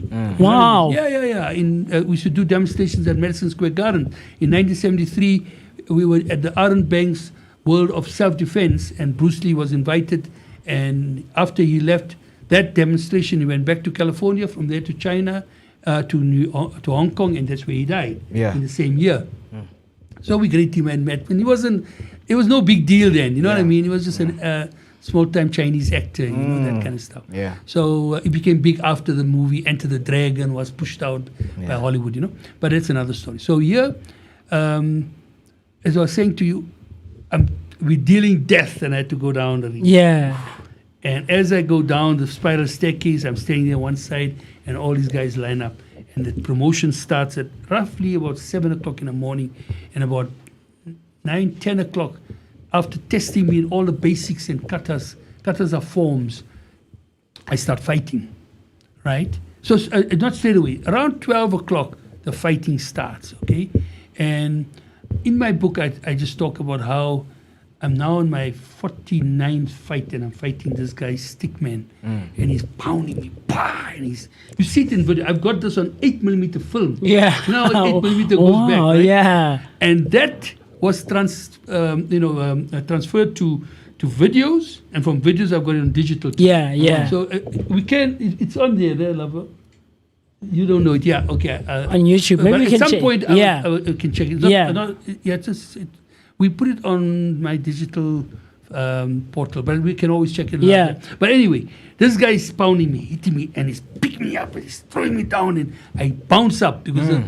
The difference between the Japanese macho and American macho is that in America, you got a John Wayne macho. Yeah. He knocks you down and you know what I mean? The Japanese macho, or not, they don't use the word so much, but they talk about the spirit of the Japanese fighter. Yeah. Is based on as much as you can dish it out, you must be able to take it. You know what I mean, right? So the minute you dropped on the floor and you stay there, I could have been on my 49th fight and stayed on the floor and would have lost, would have not got my black belt. So the rule was that you have to go through 50 fights. Yeah, but you can get beaten, right? Okay. So that's a given. You're going to get beaten. There's no doubt about it. Okay. And you're fighting the guys that are higher ranks than you. Yes. So they're putting you down, and if you stay down, they say, thank you very much, try again next You're time. done. So is it 50 simultaneously or like consecutively? One after yeah. another. Yeah. On the same day, or is this 1 day. 50? is it 50 overtime? Can I do 50 overtime? No, 50s, one after another. But it was about 12 o'clock when I started fighting. It must have been about 4 o'clock that I remember. It was winter, so it was dark in America by that time. The winter in America starts very early, right? The sun sets very early, and it was dark by the time I left the dojo. Yeah, I was over 2 people carrying me to the car. You know what I mean? Man, that's crazy. That's crazy, right? I wanted this damn thing. You know what I mean? Yeah. So I had to go through it. You know what I mean? It was the toughest school in the world. Yeah. I tell you, this is no doubt about it. So, as Stickman is hitting me down, I feel like just wow, this is heaven. I'm falling. I'm going into a sort of. You're taking coma. it in. Yeah, I'm going into a knockout coma. Yeah. And I'm hearing behind, get up. So everyone's shouting now. They're giving me the courage to get up. They can see I'm nearly finished. And if I stay down now, I'm finished. You know what I mean? I'm not going to get my black belt. And the colleagues from my New York Manhattan School were supporting me. Like they were shouting, "Get up!" and other guys were also shouting. And I'm hearing this in the background. Oh, it's so nice just to fall asleep here, man. I want to stay there. Yeah. The pain in the body, every inch. I was black You're and aching, blue. I can was imagine. Black and blue, right? And I'm going to this coma, like I'm going to this knockout phase. And I hear this, "Get up, this is your last fight. Get up, get up." And I realize where I am. And I get up, you know what I mean? And I finish the last fight. After 6 minutes, I think this bloody guy doesn't stay down, you know what I mean? Yeah. And then, they bowed me out, and I go to the last fighter, and the two masters put this belt around me. So I got all his photos and videos. Wow. And they put this belt around But me. how does the last fight go now? The The 50th last fight. fight- And I'm assuming that he's the best of all 50 of them. He was a senior top fighter. He was a big guy, 6'4", Charles Martin. Yeah. And he took me on. And before the promotion started, he was from our headquarters in New York, in Manhattan. Yeah. So even though they were told that I'm here for a special purpose, don't become too friendly with him. Yeah. So all the time I was in America in like a year and a half, nobody was my friend. But it was 9 months after I got my black belt. When I got my black belt, boom, everything changed. Yeah. Now I'm a buddy. I'm now one of the bro. Yeah. Right? I'm the bro, man. You see. But before that, nobody was talking. So Charles Martin comes up to me, nudges me just before the whole promotion starts. He says, "Hey, man, you know, you're one of the smallest guys going for this black belt promotion. You know that?" Sheesh. I said, "You shouldn't have told me that." You know, I said, Sheesh, "Why did man. you tell me that?" He said, "No, but it's good." He said, "I've watched you. Yeah. I've watched you train, man." And he said, "The man has some big ideas for you, man." Yeah. You know what I mean? Yeah, he's got some big ideas for you. Yeah. So you hang in there, man, okay? You train hard. You train damn hard. And you can handle this. Don't worry." Oh, and he walked man. away. Those were his words. And this guy never spoke to me. For all the 9 months, he never said a word to me. He just greeted, "Os, os," you know what I mean, walked past. And there he was telling me this, you know what I mean? And I felt encouraged, you know. So yeah, the last fight was him. Now, he was a guy so big, tall. When he kicked you, you flew across the floor, man. Sheesh, You know what I man. mean? And he kicked me, and I flew across the floor. I get up, and he's right on top of me. He punches me. I fly this way across the floor. Oh. But I'm rolling with the punches, and I'm rolling with the kicks. Yeah. I'm not taking them full flight. He would break my ribs. My body would be Defending broken. yourself. Yeah. And I'm already broken anyway. You know? So I'm rolling with the punches. I'm rolling with the kicks, and then finally they say stop. I just hear the word. You know, in America they don't say stop. They say stop. Yeah. Stop. Yeah, so even the Japanese Yeah. pick up the Stop the American. fight. Yeah. Stop. So even the Japanese pick up the American Accent, lingo, yeah. So they say, I just hear stop. Oh God! And I'm still standing on my feet, man. And you know, I'm bruised up, and I stand there. My perspiration is running down my trousers, and it's all around the floor like that. You know what I mean? And I stood there, and the next thing is the two of them come up, and Nakamura, my teacher, gives Shigeru Yama the honors to put the belt around me. And Shigeru Yama is this kind of guy, he cannot resist that last punch that he's going to put in your stomach. So I'm not expecting it. They tie this belt around me, and I'm standing, boom, Done, finally. uppercut. Oh, man, right? And I go, ooh. Oh, man. You know, and I stood there, Stay strong. yeah. And then he looked and he shook my hand, he hugged me, he said, well done, well done. Oh, man. And I was so, Such interesting stuff. You mentioned that there's something that as they were, you know, saying the thing that they were saying as you were walking to the stage down the thing. dealing death. Yeah, we're dealing death. And you were just bowing, saying something. You said you're going to explain the word that. Yeah. os. Okay. So the word os is O-S-U. Some people say O-O-S. Okay. Doesn't matter. Some say os, O-S only. But it's a Japanese word which is a derivative of the term oshi shinobu. Oshi shinobu. Oshi shinobu. Okay. Oshi means I will try my utmost, my best. Shinobu means to be patient. Oh. So in karate, and then the word is a derivative. It comes out of that. Oshishinobu. Ah. Masuyama coined the term, and it just called it os. So the word os has many, many, many different meanings. It can be a greeting, like if I look at you and meet you, I say os. Os, okay. You say, and os mo, you know what I mean? And you say os back to me. And as a karate people, we greet each other that way. Yeah. Not all the styles, the Okinawan styles don't use the term os so much, But the Japanese, it became very popular in Japan. And as it spread to other parts of the world, the practitioners of karate from all the different parts of the world learn the word os. So it is a derivative of the term oshi shinobu. Oshi shinobu. Yeah, which means I will do my best to be as patient as I can. So, and then if I give an instruction as I'm teaching a class, say, Musi, show me your punch. You say osoke, and then you show me your punch. And it's a respectful term. It's used for greeting. It's used to acknowledge. I say os keeps you present. For my children whose minds are always all over the show, I say os. I say, now you're here. To bring them back. Bring them back. We were talking a little bit about ADHD and ADHD earlier, right? So, we're always saying the kids today are, they're in another world. I think the diets and everything else that is affected. But you know what? These kids are still amazing. They just be. I'm teaching my students great-grandchildren, 4 generations. Wow. This is my... Incredible. For the last 18 years, I discovered that I'm teaching my students great-grandchildren. So my students would come to me and say, it's okay, they stopped training maybe many years ago, whatever it is, went to the businesses, became doctors, lawyers, accountants, whatever they became, teachers and, lecturers and all that. And they would say, but I want you to teach my great-grandson. What, your great-grandson? Yeah, my great-grandson. So your grandchild now has a son themselves, And that's the children I'm teaching. Sheesh, that's too crazy. It's amazing, eh? It's amazing. It's amazing. Privilege. 4 generations. Oh man, it's a privilege for me like you cannot even believe. You know what I mean? I feel so privileged that the Almighty has spared me these years. You know? And it was I'm telling you, it was a rough riding life. I would not trade it for anything else in the world. Wow. I will never trade it for anything else in the world. I will tell you, if I was told the Almighty say, hey, you start all over again. Man.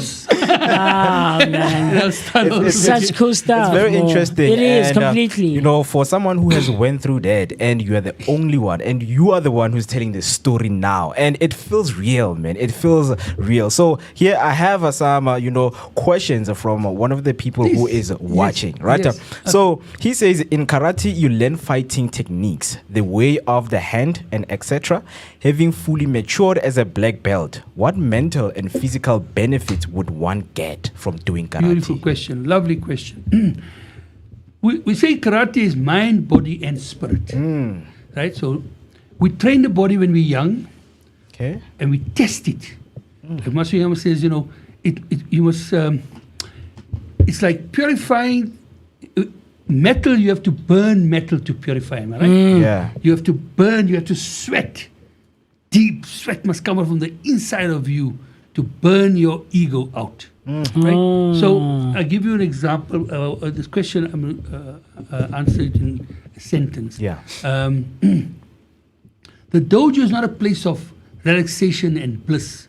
Rather, it's the furnace house for the combustion of the egotistical delusion.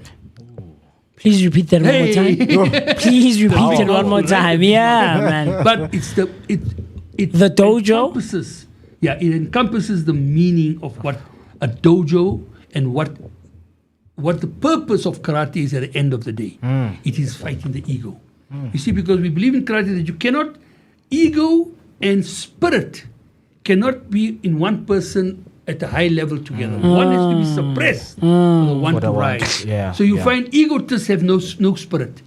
Big, people that are narcissists. Egotistical people, they're just nonsense people. You know what I mean? Yeah. So their narcissism and the ego up here, right there. And the spirit has to be pressed down. Now to raise that spirit, you got to bring the ego down. Suppress the ego. Yeah. So it's the annihilation of the ego that we talk about, that all spiritual people talk about. Whether you come from Sufism, Zen, or Hinduism, or Christianity, or even Judaism, any religion where the ego is being brought down, because what is the greatest is God. Right? You nothing. Whatever you are, you're only because God made you what you are. You know what I mean? And you must recognize that and know it, you see. So now we come into the question. So I said to you, the dojo is not a place of bliss or relaxation. Rather, it's the furnace house where you burn and you melt metal. The furnace house for the for the combustion, burning it Yeah. up, for the combustion of the egotistical delusion. Because what is the ego? It's a delusion. Yeah, you've been It's, not, delusional. it's nothing. It's Yeah. rubbish. It's a human weakness. Yeah. You see. So how beautiful is it? Yeah, Sheesh. interesting. Very And profound stuff, the last man. one from him is how has karate balanced your life, decision making, and outlook of life? Oh, beautiful question again. You know, I'm doing karate 60 years. Yeah. My first 10 years was studying, traveling, and learning karate. Okay. For 50 years, I've been doing karate full time. In other words, I'm probably one of the few people in the country that is living off my teachings of karate as a full time instructor for 50 years. Sheesh. Right? Now, I'll tell you something. How has it benefited me? You know, it has taken me around the world 37 to 38 times. Right? Mostly to America and Japan, but to other parts of the world as well. I get invited by people from different parts of the world. I was in Egypt, in India, in Malaysia, all over the place, in Australia, New Zealand, and Japan, and everywhere else, where I would give workshops or do workshops, you know what I mean? And these are all expense paid, you know? So just that tells you, there's this Bari that grew up In South Africa. in Malay Camp, Chinatown, Yeah. who had no idea that you'd ever be even taking an aeroplane, because when I was going to fly off, my friends came running up, sorry, you're going in a plane. Ah, man. God, It must have been a big deal back then, It's yeah. like going to the moon today. Yeah. You're going to a plane, my God. Hey, we wish we were you now. And I said, guys, I'll see you guys whenever I see you. You know what I mean? Osu, yeah. So, you know, so does that answer that question for the gentleman? Yeah, definitely. I Jeez, hope man. he will come, and of course, hope as being answered. And he says he went to school at CJB in Nuclear. Yeah, Nuclear. My grandmother grew up in Nuclear. Nuclear, Bosmont, Coronation, Rivoli, Johannesburg Town, Soweto. I've got, you see the video, I sent video to... Yeah, to Rich, yeah. You'll see that people like Tim Modise are my students. Winnie Mandela was my student. Wow. Zinzi was my student. Leah Tutu was it came to me. They all came to me at the time when it was difficult to come and train. There were times when my students, I had to, write letters for my black belt, for my senior students who were coming from Soweto, because there was curfew. You had to be in your house before 9 o'clock. At a certain time, yeah. So what used to happen was my students used to come from work and then come and train, and the classes used to end about, say, 8:30, 9 o'clock. Yeah. So I had to let them go earlier off because these cops would treat them badly. You know? So as they're driving, the taxis weren't like we got today, or the taxis like, you know what I mean? Yeah. The taxis not like today. I mean, those days there were taxis, but not like today, you know what I mean? So, okay, my students would go back towards Soweto, but they had a letter to say they were doing karate and that's why they're late, or whatever the case may be. So they won't be arrested, you know? So those were like tough times. You know, people don't understand this. Yeah, I can imagine, man. Tell this to the white people today, they say, no, but it wasn't like that. You don't know. It was, yeah, because you know? didn't You experience live in that, Soweto, yeah. in Senton. Yeah. You don't know what was happening in town, in the townships, you know what I mean? So my students come, varied from, and Soweto, I had like my top students. I mean, right now, one of my senior students is going to be 80 years this year. He turned 18 February, I think. He's Jeremiah Matlabani. And then his nephew is another young black belt of mine, 6th dan of mine. He's also Jeremiah Matlabani Jr. And then there goes, 3 weeks ago, I came to a funeral of my top student, Simon Mokele. Yeah. You know what I mean? And he's also 6th dan karate master. You know what I mean? So I'm gifted with, God has been great to me because I've got these great senior people that are with me 50 years. I mean, imagine you have students that are with you for 50 years. Oh, that's almost your career, man. Yeah. When I started teaching, they started joining me. Yeah. And today they're still there, and there's people that are, heads of massive churches like Bethel Modise. Pastor Bethel Modise. He's a 6th dan in my organization. You know what I mean? He comes from the Modise church. Yes. Okay, and so many other people. And then, of course, from the other communities too. I was recognized in 1984 as Solly said Seido Karate was the only truly non-racial karate school in South Africa. This is in the United Nations. Wow. Yeah. Okay. Yeah. This is in 1984. 1984. Sheesh. So it says, Solly said Seido Karate, which was the style I was teaching, Yeah. is the only truly non-racial karate school in South Africa. Such interesting stuff. Mo, there's another one that's coming through on YouTube saying, good morning, Mavuga Amat. Hashtag Sivugile. Hashtag Vuga Breakfast Show. Thank you for bringing in our very own Mr. Miyagi. Thank you for coming, Mr. Soke. This weekend, we will definitely be waxing on and waxing off. Yeah. And then, yes, from the Karate Kid. And then Harmonim Chali coming through saying, shout out, guys. Very insightful interview. Such interesting stuff. Before we close off, I have so many questions, and I'm sure that these are questions that would someone watching and listening have as well. Sure. Now you just about how karate was not a thing for black people, I guess, in those times and during the apartheid era, right? And it was exclusively meant for white people, right? So now, how do you think, or rather, do you think that karate is a big thing in South Africa now? Oh, yes. Or is it maybe one of those sports that not too many people take towards it? In the world itself, karate has become second to like soccer, man. Oh, wow. Yeah, in numbers.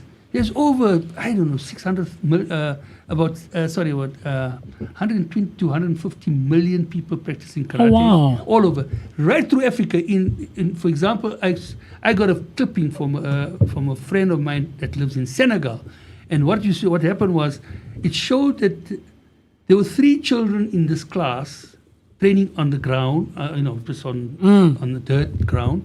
And what used to happen was the first child would wear the karate suit, do his class, run into his hut or house, change, give the karate suit to the second son, so his brother. Yes. That guy would come do his karate and then give it to the smaller one. Yes. And the smaller one went to fold the top. Yes, because it was bigger than him. Yeah. And that's how the amazing, love for karate was. So in Africa too, apparently it's really grown massively. You know what I mean? So worldwide, in South Africa, really, it's a very popular. I'm not into the sports side of karate. I'm more into the martial way, the art itself. Because I studied in Japan, I studied in temples. You know what I mean? And I was given the depth and the deeper meaning of what karate is all about, not just physical fighting and hitting and beating people up. You know what I mean? Right? I mean, when I look at it, my last encounter with anybody where I was to fight for my life was about 35 years ago, 38 years ago, and ever since then, you know what I mean? And, I was involved in a lot of fights, and maybe some of it I prompted myself, you know what I mean? But there were these students of mine. I mean, here I've got a gentleman who helps me teach a lot of classes. His name is Mpo Motlabani. And Mpo is a 5th Dan. And if you talk to him, he's with me from the age of about, younger than 7, 8. He used to train with Simon Mokele in Soweto. And then as he grew up, he's now a lawyer too. He said to me, he started working with me, and I used to go and teach at schools. And he used to be my assistant instructor. Yeah. He's doing karate for about 28 years. And if you ask him today, but let's say 20 years, 24 years. If you ask him today, he'll say to you, I never used it once. Wow. And that is the beauty about it. Because, there's a time, Budo, the word Budo, which means is an encompassing word for the word martial arts, martial way. Budo. So Budo means at one and the same time to put your sword down or to raise your sword. Yeah. Right? So there are times when you have to sit down and negotiate, where you sit and you write it, and you negotiate peace. And then there are times when you got nothing else to do but fight. Wow. And you just have to fight. Yeah. I mean, like, you take the poor Palestinians, so they can't do anything else. No negotiations for them ever worked. So they have to fight. Yeah, interesting. So now I love that term that you started with, that when you guys were taken off the street, you guys went back and took the streets back. So right now, introducing it in a township, in places like township, very important. Like how important it is. You know what? I used to teach in El Dorado Park at the poorest school in Gauteng. It was called Goat Park Primary School. 800 kids. Wow. Right? I used to go at 8 o'clock in the morning on a Wednesday and leave there about 3 o'clock in the afternoon. Yeah. And I used to take them from all the different grades, from foundation phase to higher length, right? And there was no hall. So it was in the sun. I had black and all kinds of blotches on my face from the sun. I could throw the sunblock on my face, it didn't help. Right? I had a cap on and everything, and I used to teach. And it's on CNN. That video is on CNN. You Yeah. put there, Goat Park Primary School, CNN, you'll find it. Right? And 800 kids I used to train there. Wow. Right? 400 of those kids used to come hungry to school. And what happened was, I found out that why these poor kids are not eating. They were, their parents may have passed away. They're living with grandparents. They need strength. They needed strength, and I could see the energy levels on it. But they used to fight a lot. Yeah. So the principal used to tell me that they had 4 dedicated classes a day to sort of listen to all the fights and all the nonsense that was going on in the class. Yeah. 7 months after I started teaching karate, they closed those classes. Wow. The classes closed because now the kids had a channel to move their energies and their anger in this way. You know what I mean, right? So what happened was, I always said, out of this 800 kids, I've got 800 champions here. The best fighters, the best, strongest guys, that's why in New York too, Yeah. the fighters were the African Americans, right? The Jamaicans, the guys that were, from poorer communities. You have a purpose, man. You have to fight to survive. You know what I mean? So your fighting spirit is second to none. That's your driving force. Yeah. Oh man, it's such So interesting you take stuff. these youngsters, they are angry, they haven't eaten, they mother passed away, father passed away, Yeah. and they're not happy in life, and give them some purpose. Give them that purpose, and believe me, make them feel that you are part of the same community. We are together, guys. How can we help you? And we do that. And I was successful for 9 years, and then the department closed us up. Oh man. It closes up. Why? Because you're taking too much time away from study time. Yeah. The principal was so smart. She used to take Yeah. 5 minutes from each period. She used to take to give me that Wednesday time. 5 minutes taking away from a period of half an hour. You're not taking away anything. Yeah. You know what I mean? But you're giving them something better. So in CNN, it talks about how she tried boxing, she tried soccer, she tried a whole lot of other things. But the most successful program that helped her was the karate program. Wow. Sheesh, man. More, we could never end. When We can go on. Yeah, we could. I promise you. Mo and I can sit here with you the entire day. And, getting into this conversation and trying to also break the misconceptions that are out there about karate worldwide. Yes. There's so much. There are questions coming through like, people wanting to know about the breaking of objects and breaking of bricks and things of that sort. So if you go to against all odds, right, you see me breaking 400 pounds of ice, right? In my lifetime, I've learned to break. I've broken rocks, bricks, tiles, wood, ice. Ice blocks become as hard as concrete. I can imagine.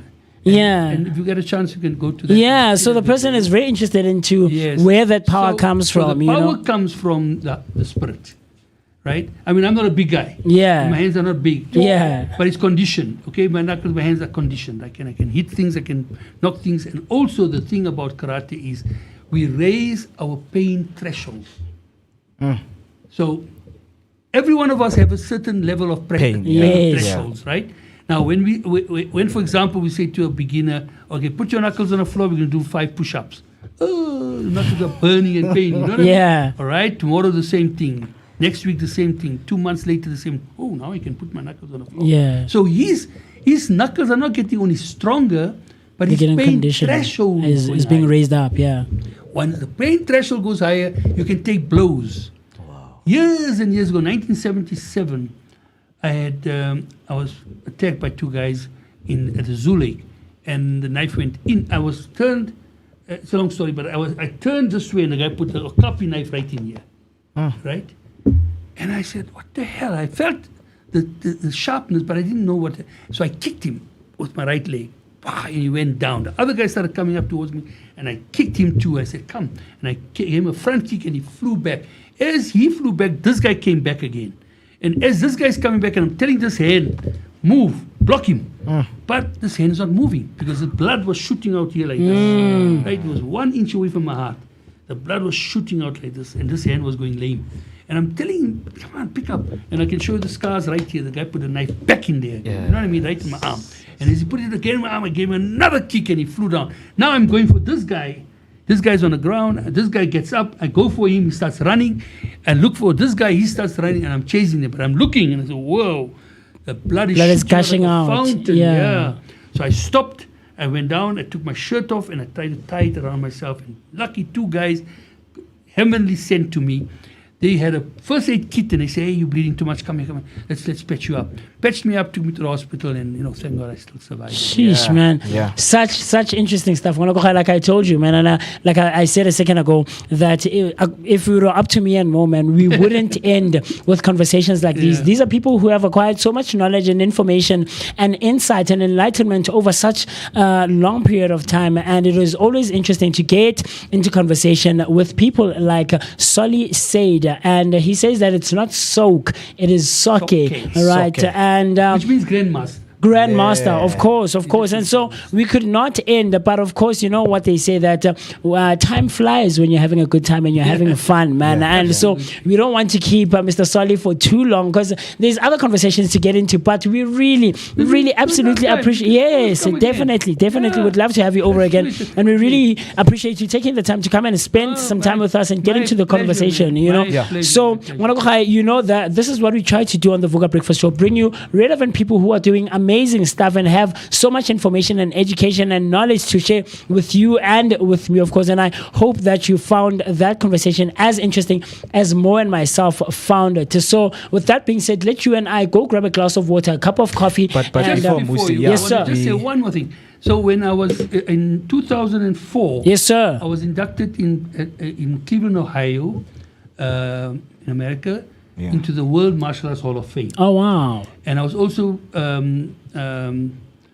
given the honorary rank grade of sports doctor. I'm also in the sports medicine Hall of Fame. Oh, wow. So all my life I've been teaching. From the 50 years I've been teaching karate, and I used to run a gym.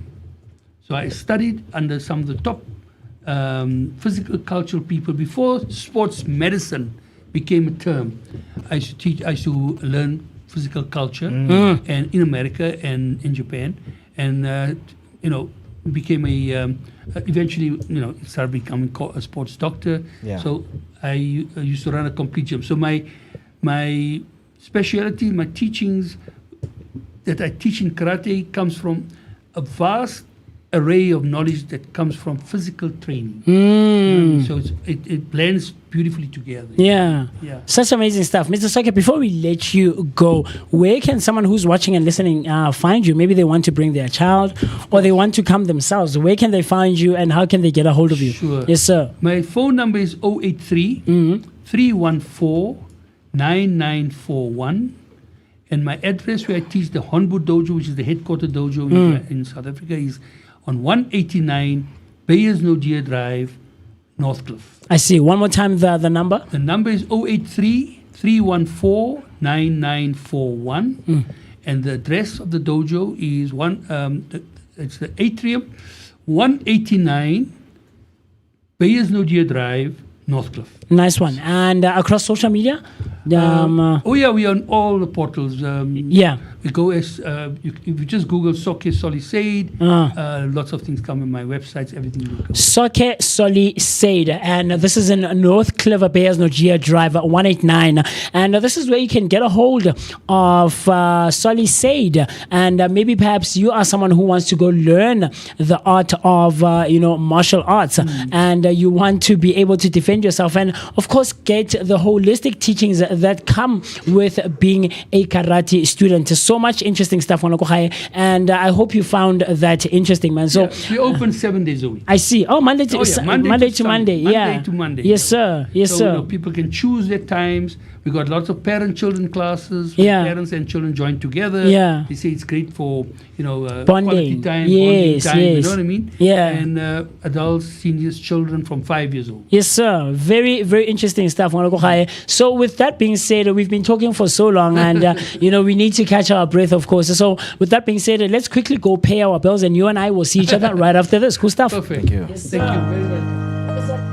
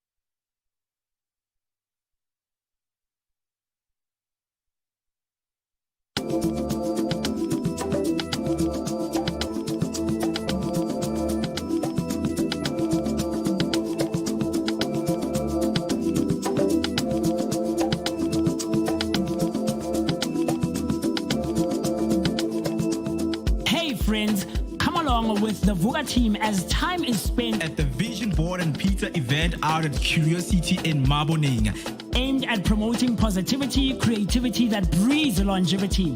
Enjoy tasks like silent reading, vision boarding, and live performances. Vooka Breakfast Show brings you all things great and amazing with Sacred Sundays in collaboration with Mwari Pizza for Vision Board and Pizza.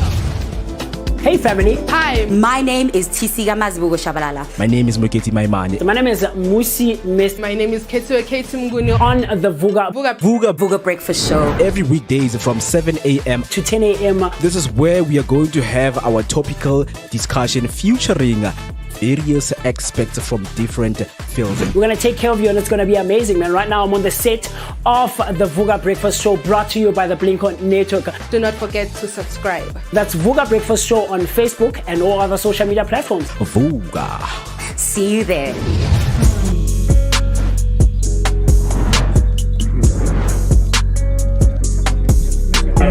Well, yeah, shopping blossom memory. Wow.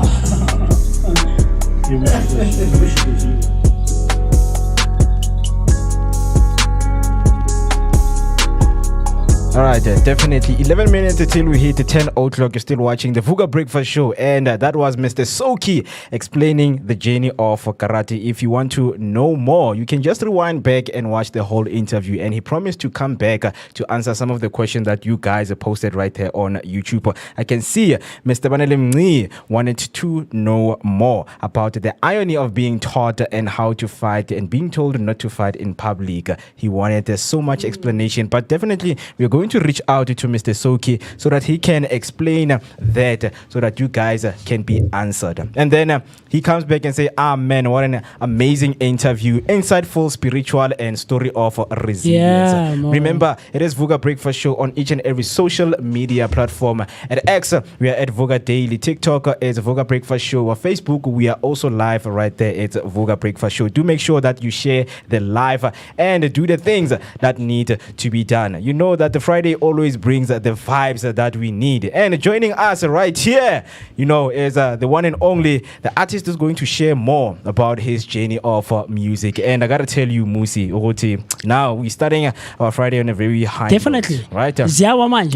Now come rain or sunshine, man. Look, I mean, this morning we're experiencing rainy and wet weather, right? And it's a bit chilly and a bit cold outside, but that's not going to stop us, man. Now it's a Friday weekend, and we're getting to the things. And look, man, it's month end. Yeah. It's month end. Yesterday we started it off on a good note where we were sipping some wine in studio. You know, Val di Terra by the one and only Doug Creswell. And today we're still going with it.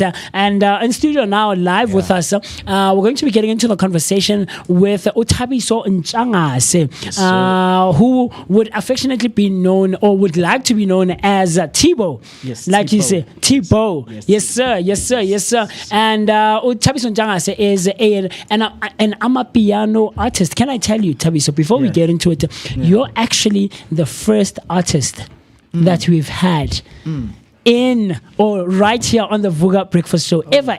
You're the first artist.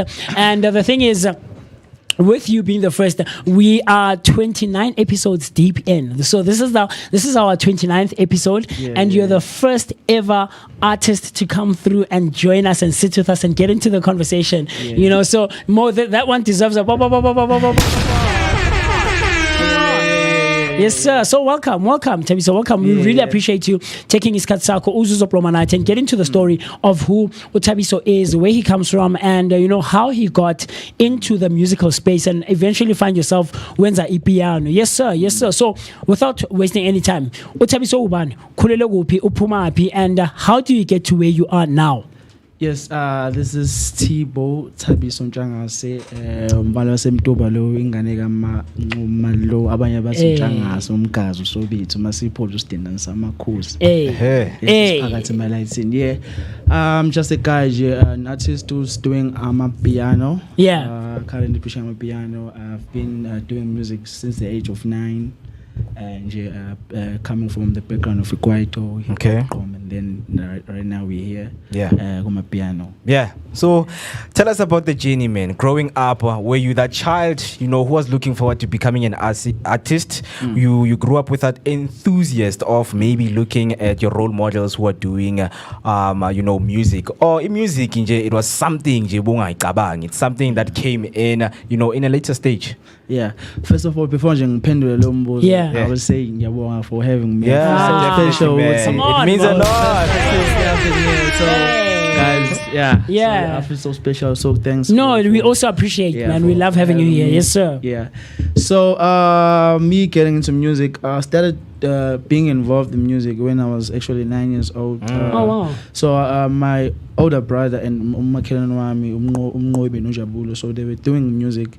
Doing Kwaito, and then Gemina as I was around there, so I fell in love with the thing. So what they usually did back in the day, so there's this radio, a cassette, yes, that you can record. Yeah. So we had the CD Gamandoza in Kalagata. I'm not sure if which track is 7 or 11. Yeah. So it's instrumental only. So these guys used to do tracks on top of that and use that radio to be recorded by playing the CD on hi-fi. Yeah. And the song would be on the cassette. Yeah. And then we will have plate of song with one beat. So then I started falling in love through that and being influenced with the people's abantu at the time doing music, especially Kwaito, which was the genre to me at the time, like your Brown Dash, your Mzegezege, your Bricks, yo DJ Cleo, all those guys Yeah. bang influencer codes for me to fall in love with the music. Yeah, definitely. Nice to hear that, man. And also speaking about the environment, when you start, doing music and getting that support from abantu in general, umake, doing those recordings and everything. Emdenini bona, what is your family saying? Are they supporting you or they see a different thing? Hey, you know about my families as A2 abantu abamnyama elokishini ababelievele kakhulu kumaphupho because maybe of the era they came from the era yokuthi amaphupho aphumelele. So I would say it's supposed to receive it, but it was not a priority kubona like the music thing. So in the born a priority kubona ukuthi nje go to school boy. Yeah. So, if you're wondering who Thabiso is, it says here he's a rising hip hop and amapiano songwriter artist. T-Bow with T/BOE. Yes, I see you. T-Bow, also known as Thabiso Nduduzo Ntshangase, born on the 30th of November in 1996 in the town of Mtubatuba in KwaZulu-Natal. T-Bow featuring Sleazy G, Kevitron, NTAX Music, DJ Zeph and Sbu Erish is an amapiano single called Mama. The song marks as the beginning of what seems to be a very promising career in the music industry for T-Bow. And he says that growing up, I used to listen to a lot of Kwaito songs on the radio with the likes of Brown Dash, Uzola 7 and Mandoza. He started being a musician in the year 2005. He recorded his first track when he was 9 years old, but took his musical career seriously in 2016, and since then he has been unstoppable. Such amazing stuff, and I love how Mo, he says that he was influenced by the likes of Abo Mandoza and Abo Brown Dash. Those are that you're taking me back to like the early 2000s, man. And this was when Kwaito was the thing. I love that. So now, fast forward 2016, you're taking it seriously now. Are you still at that time influenced by Kwaito, or are you now infusing music wako with the styles of 2016 analysis cut? Because we know house manje be say ilapaya, and home now was also starting to come into the industry. Did those have any impact or any influence go music wako nje? Kakhulu, a lot because I'm fortunate to have been through ikhathi la ama genre ahlukahlukene azoba prominent. So from coming from Kwaito, and then there was Durban Kwaito, and then there was house, and then there was hip hop now in the early 2012, 2013, 2015. And then and then amapiano. So they have influencing me, and I think because one thing I've learned as an artist versatile, change with times, so stuck into so me being involved in all of those genres, I'm going to shape it until so on 2016 years I was doing hip hop at that time. I was doing hip hop at that time. So it was the hip hop was doing good. Yes. Still doing good now. Hip hop is dead. No, it's not dead. It's not dead. And I feel like since from last year coming up to this year, because I believe ama collaborations each genre iqhubeke and last for so long. Because if you can look at my piano, you can find like 6-8 guys on one song. True. Again and again. Because it's a spirit of collaboration, and that builds our relations are right, and then each genre was cool. So I think we hip hop look really massive. But right now I feel like guys are collaborator, my ego, I say because that's the thing. And I remember when I read it, like I was asking Uguti, we're watching this other, artist about Snake Park. They did this amazing song. And the man just said because so I was just asking Uguti, why do artists do that? But man, you mentioned collaboration. I see here you want to work, no Java, no Fundo more. you know, some of the people that you want to work with, Nomgobiazo, Casper Nyovest, Black Diamond, ngitshela ukuthi lokho kuze kanjani, and how is it going to help you in the future? Yo, first of all, abantu nje who I look up to angithanda music wabo and the way they write and the way they handle themselves abonje. So by inspiration kumina. So that's why I wish to work with them, and I feel like being around them or working with them, I can learn a lot from them since nami ngiseza kancane bona bephambili. So it's why ngesizulu indlela ibuzwa ngaba phambili. So being involved with them uzongisiza ukuthi you know, Mo, taking it back to how, you know, he was influenced by that Kwaito era of music in South Africa. And we know Uti Kwaito is an original sound from right here at home in South Africa, right? Manje so thola wenza piano, right? And piano is a fusion of quite a few genres, you know, taking from deep house, uthathe kwaito, uthathe hip hop kancane lapho nalapho. Now, wena as uTibo, uThabiso, how would you describe your sound within a space piano? Because I've heard abantu bathi, you know, hey, mina ngishaya iskito, or mina ngishaya is private school, and all of these subgenres within piano. What is your sound, or how would you describe when you sound yakho as uThabiso? Mina angithanda kakhulu to box myself, but stuffing sasenzile so far. I've done like this soulful type of piano ofithi ke ngiyangena khona ngirepe, yabo. Ofithi into engajwayelekile abantu ukuyenza leyo, so ngiyangena khona ngirepe, and then kube khona ama vocalist abazo nje. Bashama vocal kamnandi nje. So and then there's this other one lesike ukuthi manje ngibiza ngesigubhu mina, yabo. Ukuthi nje abantu bedance. So it's an infusion because ngisuka bengihlala nje eDurban sanda kufika la. This is my, what date is it today? The 28th. So this is my 28th day. Hey, ngiyabana Juicy guys. Ngiyabana ngasetshenza ubusy, so but it's cool ngiyangethanda ngala Juicy. Njobe shilo the guest elawona ukuthi ihub Johannesburg. But uza la for greener pastures of better opportunities. So nami ke I'm out here chasing the dream, and look at me now. First one.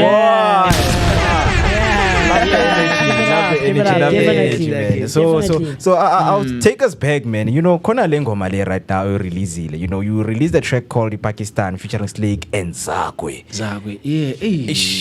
The song is I released it before COVID happened. So the song is attached to a lot of stories that happened to me, and even me going through depression and stuff. So including what happened with the song and COVID and stuff. But we did a very great song with the Big Bro Zagwe back in early 2020. Wow, man. Because how was it, man, working with Zakwe? Because I seen him, he was on the Twice show, man. Hey, Hotman is still doing the thing. Still doing the thing, right? So how did it feel, man, working and being around him? It was amazing. Starstruck, and even Zaga was one of the guys I want to sing hip hop. So nje cabanga uhlela with your idol. Being on the song with him. So but it was very humbling. It was a great experience. And speaking of challenges, man, what are some of the challenges ohlangane nazo? You know, because the song also speak about the depression that you went through. So can you just take us deep into the challenges that you went through, and how did you overcome those challenges? So as I was saying, this song I did with the Big Bros, there's a lot of things attached to it. So let me tell you a quick story. So we did a song, I think it was like February. The song was ready, the song was nice. Okay, we were about to release it. But again, we were planning to do a radio tour. A radio tour for the song. So maybe we will start from Mbombo, coming down Josie until we reach Ekaya Durban. So the plan was like that. So very for that you need to put money to book stuff, to arrange everything in Dawzoglala and stuff. So that happened. Managed from my own pocket to put some Klansalo Mali and put it in and invest, because I was like, okay, I'm investing on myself, and I have the beautiful song with a big artist that I look up to. And then it sizoqala i-toilet. I think it's starting on March. I don't know the date. But get all I'm a post as a family meeting. What's relax for a couple of days. Then a couple of days turn to weeks turn to months. Months was like 2 years. Yeah. So also at that time, I had my business which I was doing because I'm also involved in my printing clothing. I have my own brand. Your own brand. Yeah. It's I see. Crew Life. So guys, check it out. Crew Life everywhere my platform. It looks dope because for a minute there when I glimpsed, I was like, another Tupac T-shirt. But yes. Yeah, the South African legends. Man, this is beautiful. This is beautiful. Away, man. but Yeah. It Looks them. nice. Yeah. Looks nice. Thanks, Man. yeah. Wow. Such cool stuff. Yeah. So check out that. So I used to. I had an office doing this printing stuff. Yes. I also had a studio there. I was printing like banners, posters. You see the type. I also was like printing. Paper, banners, studio. So the type of business. And then so if there was lockdown that time, everything so and I lost my office because I couldn't rent no more because of COVID. Yeah. I had my employees as well, so I couldn't pay them. So everything went south. And then at the same time, I lost this money trying to invest on the song on the radio tour. Yeah, the radio tour. Everything. So I decided I'm stopping music and stuff. Man. But that's why I'm saying I was depressed at that time. I didn't see. Sometimes if you get depression, I was born at that time. It takes and you see, I was depressed. Wow. But what helped me from that space, it took me to keep it away from Abantu and on my space, on my quiet space. So I had to move out so that but I kept on doing music. Even I said just for the fun of it because I can, and that helped me because I did just this one special song. Yeah, boy, this one is the one. This one is the one, boy. And then I was like, okay, let's go pay like man. And then you hear, you know, great to hear those stories. Great to hear those stories because it's painful. Masizwa stories lazy, you know, on artists like Abu Tawil HP, Ricky Rick, when they went through this thing, they decided to end their life. But when a story circle, it can be a motivation to a lot of artists who are coming out there. So speaking of, you know, other cats who are coming out there, man, this is your time, man. Tell us, Uguti, what are you working on? And what is it that you are aspiring, you know, to become in the next coming years? What is the vision and the mission, Konamanj? Oh, man, I want to be involved in the entertainment space in a lot of ways. Not even a musician, but I also want to be more involved behind the scenes, helping out the guys who are or artists to come up. So I feel so involved to that. I feel so broadcasting. Nice.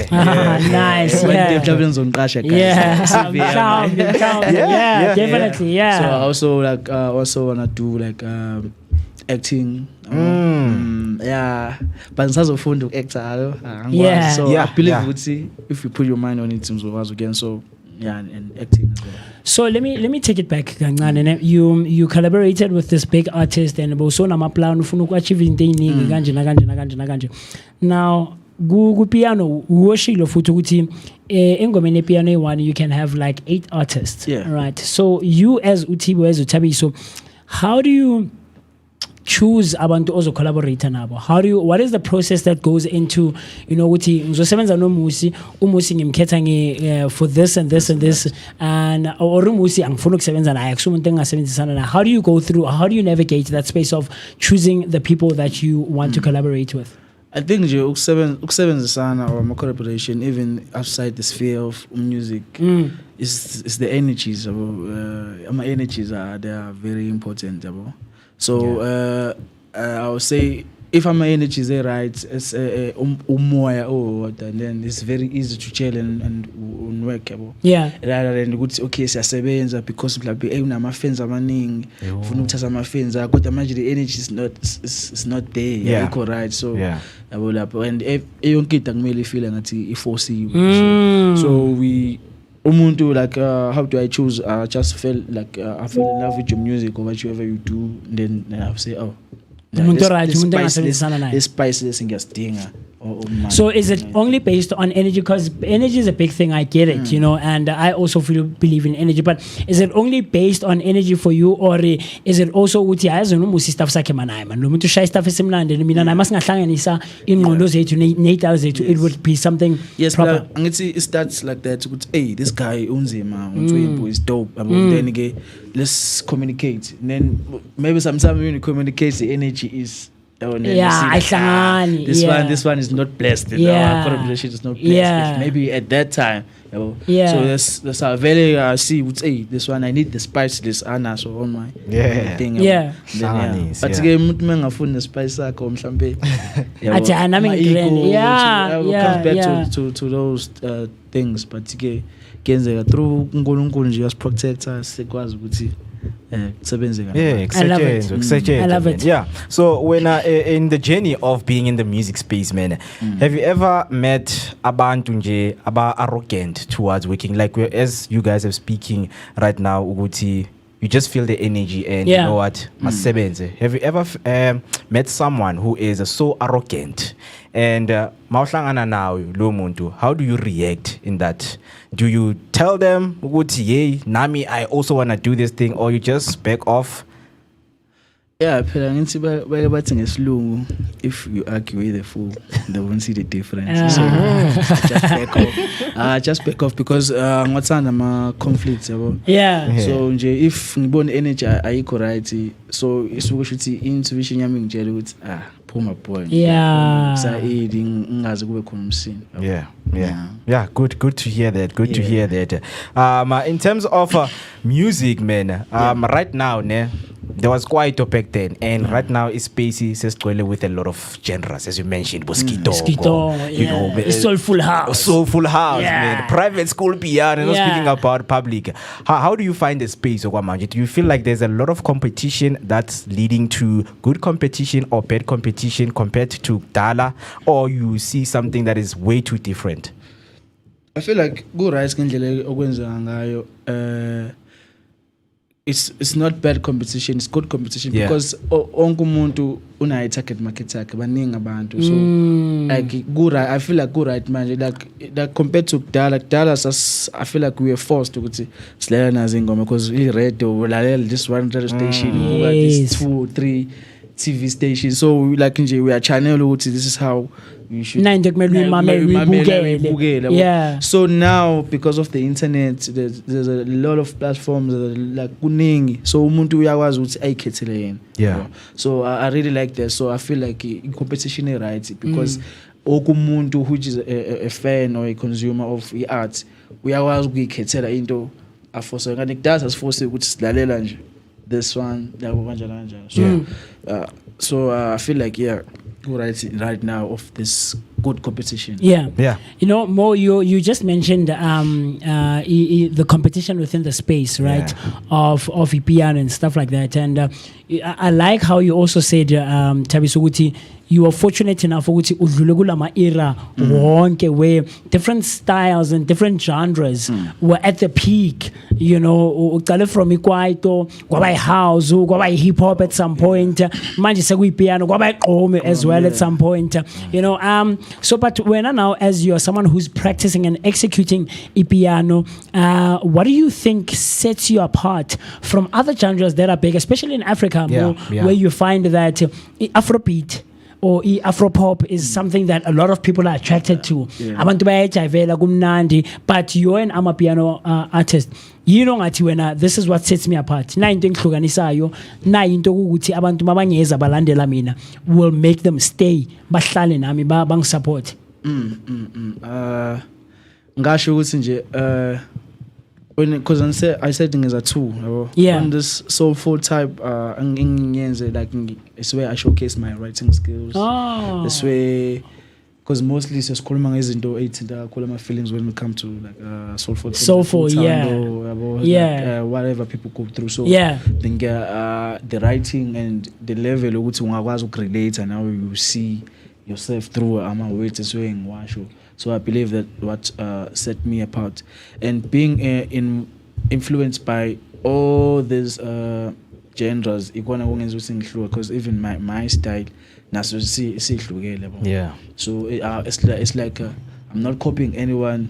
In Namji, I have my own ndlela. So if you fall in love with the boy, come on. Still in conversation with the one and only T-Bo right here on the Vooka Breakfast Show. Do make sure that, man, if you want to ask us some question, you use the hashtag Vooka Breakfast Show right there on YouTube and Facebook. Hector Takalani is coming right there on YouTube. But Tabiso, he's down to earth. Keep it up. Stay that way, my guy. Thank you. Yo. Such cool stuff. Definitely. 16 minutes past 10. It is the time. Right now, we're going to take a short break. And then when we come back, we're going to conclude our conversation in Notabiso. So right now, I'm just going to give you some time to process all of the conversation we just had right now. And so that you can ask questions. Let us go and take a short break. Grab that cup of coffee because more is coming.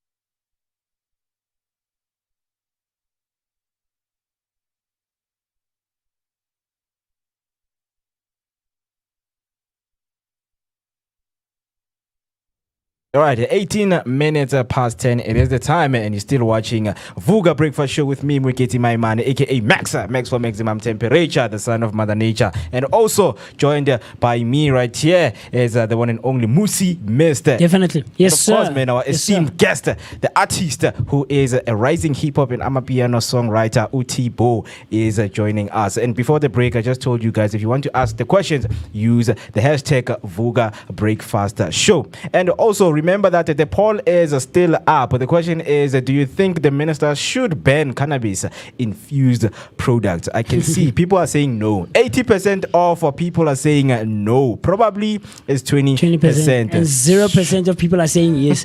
So people really are liking or appreciate and love cannabis infused products, man. No one wants to see it banned and go, you know. So that's very interesting to find out, man. Yeah, it is. is. So yeah, still in conversation. All you can do is just to subscribe on YouTube, press the notification button, and we are also live on Facebook. Yeah. Do the right things. Comment down below, share the live, and follow us on other social media platforms. Definitely. You're wondering who are we joined by right here in studio, Mo and myself, and we're hanging out with Thabiso Ntshangase, affectionately known as T-Bo. And T-Bo's music combines the modern hip-hop sound with an old-school kwaito feel and a little bit of Afro-pop to it. The blend of three musical forms gives a unique sound that is bound to attract listeners from across the world. He has worked with several renowned artists such as Uzakwe, Golden Black, Slake, and many more. Of course, he would also like to work with award-winning platinum-selling artists like Usjava, Nomfundomo, Ngobiyazo, Casper Nyovest, and Black Diamond in a few years' time. So, someone who does, such amazing stuff. And, he has his friends who are in studio with us, and they're saying that he's a multi-genre, producing artist, right? And I know I heard one of your friends calling it Inkompiano. Yes, sir. Yes, sir. Very, very cool stuff. So we're still in conversation with him, and we're just trying to find out where he comes from, where he's at now, and where he's possibly moving into in the near future, man. Yeah, so very, very cool stuff, Mo. Yeah, definitely. Tipo, to the people who are watching right now, are we gonna get new music? What is coming up, man, in the next next coming months, weeks, years? Definitely.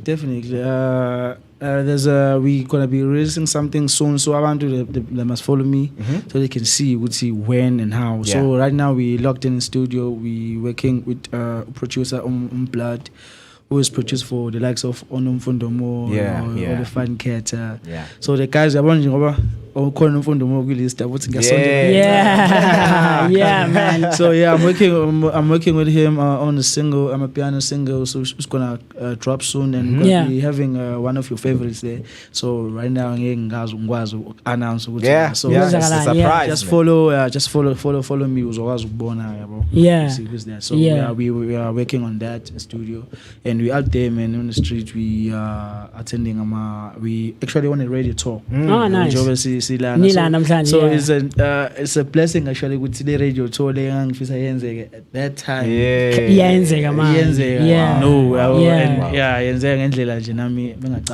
So we even going to Devon next week. Oh, nice. So even for this radio tour. Yeah. So a lot is happening.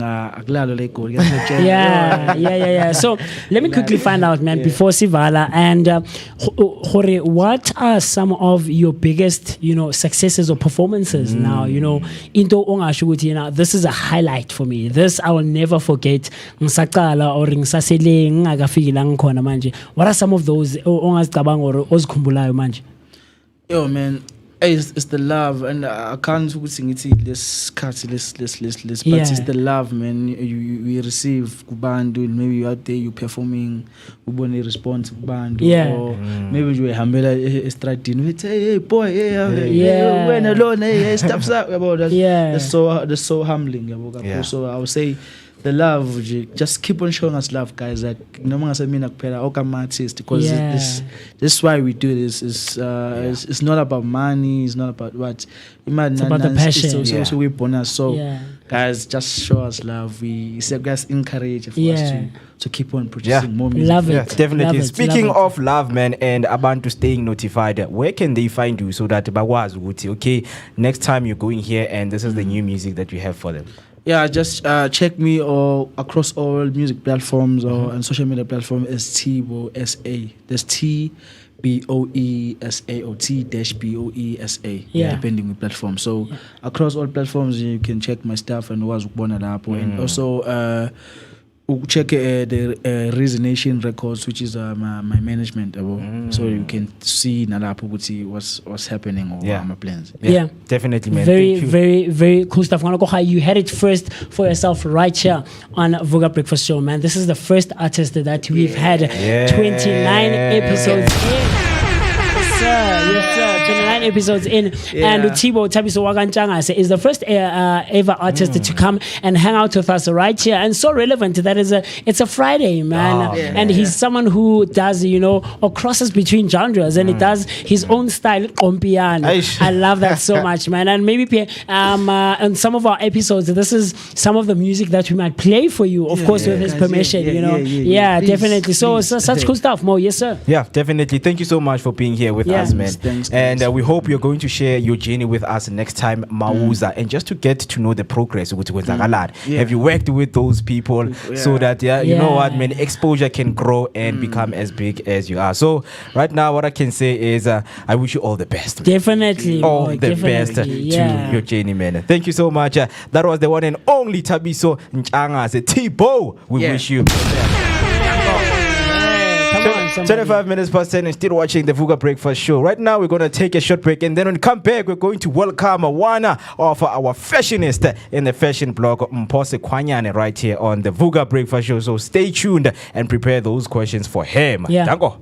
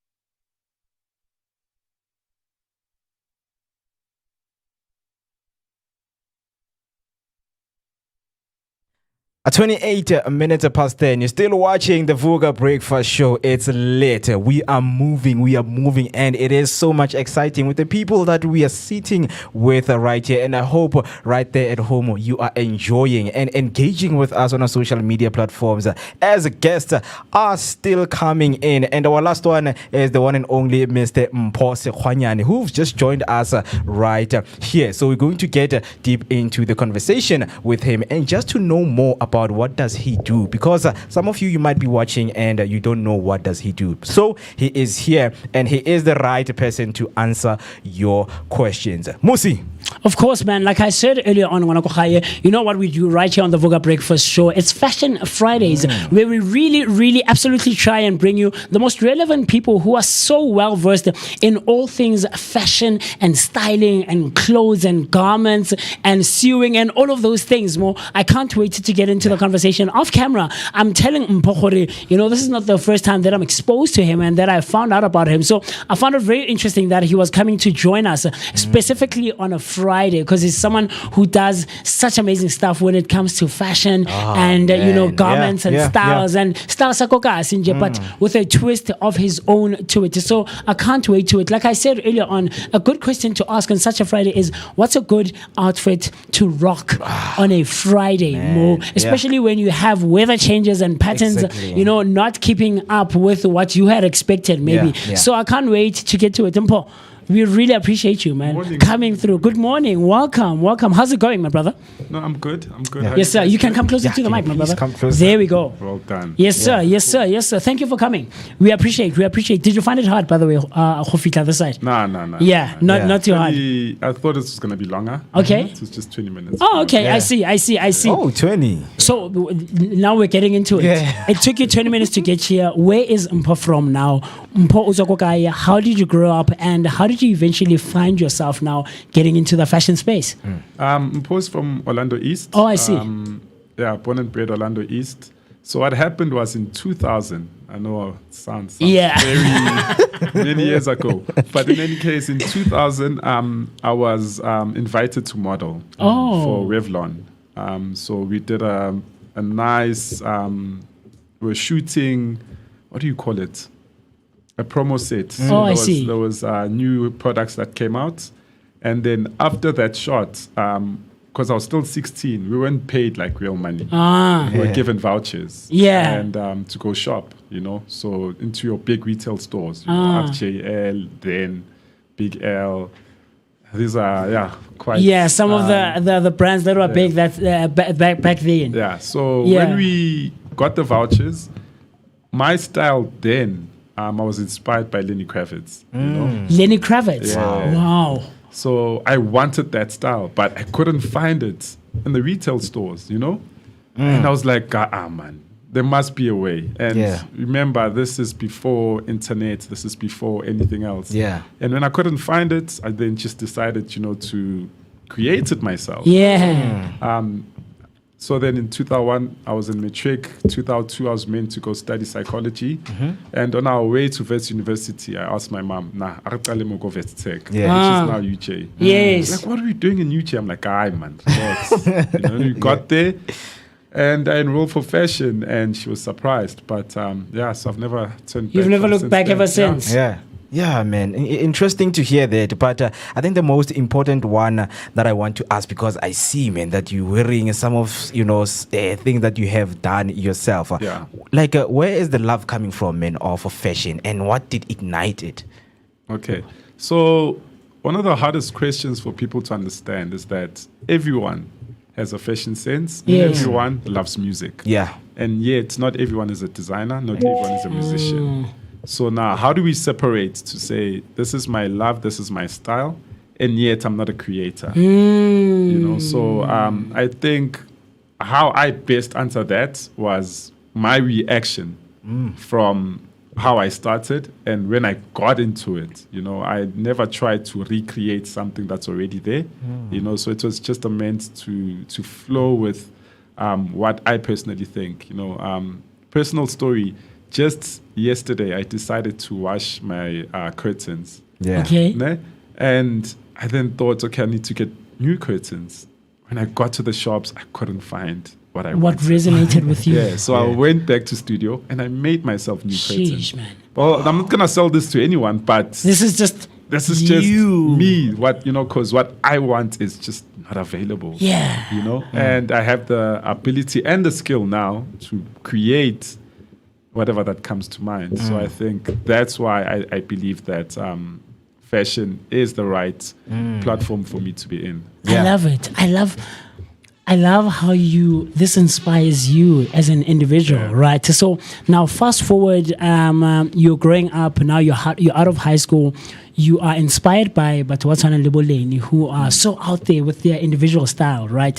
How do you then bring it to you as Mpo, and you're not finding out there in our conventional stores and our normal retail stores that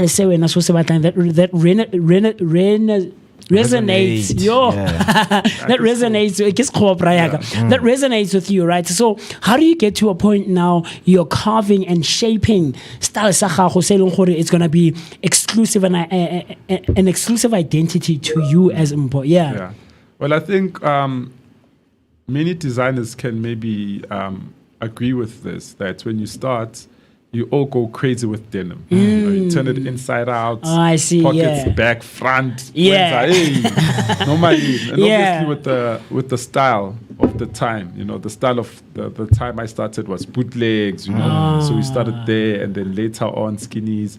And whilst I was doing that and learning about more fabrics and textiles, I then fell in love with our own triket situation, very durable cotton, stretchy. You can wear it anytime, anywhere. I don't understand why we only wear it on weddings. And then also the urban smart wear, your linens. I fell in love with those. Oh, wow. So I explored much on those, and then quite recently, so my dad was a Swallows fan, right? Okay, this I saw. Yeah. So he passed on 2015.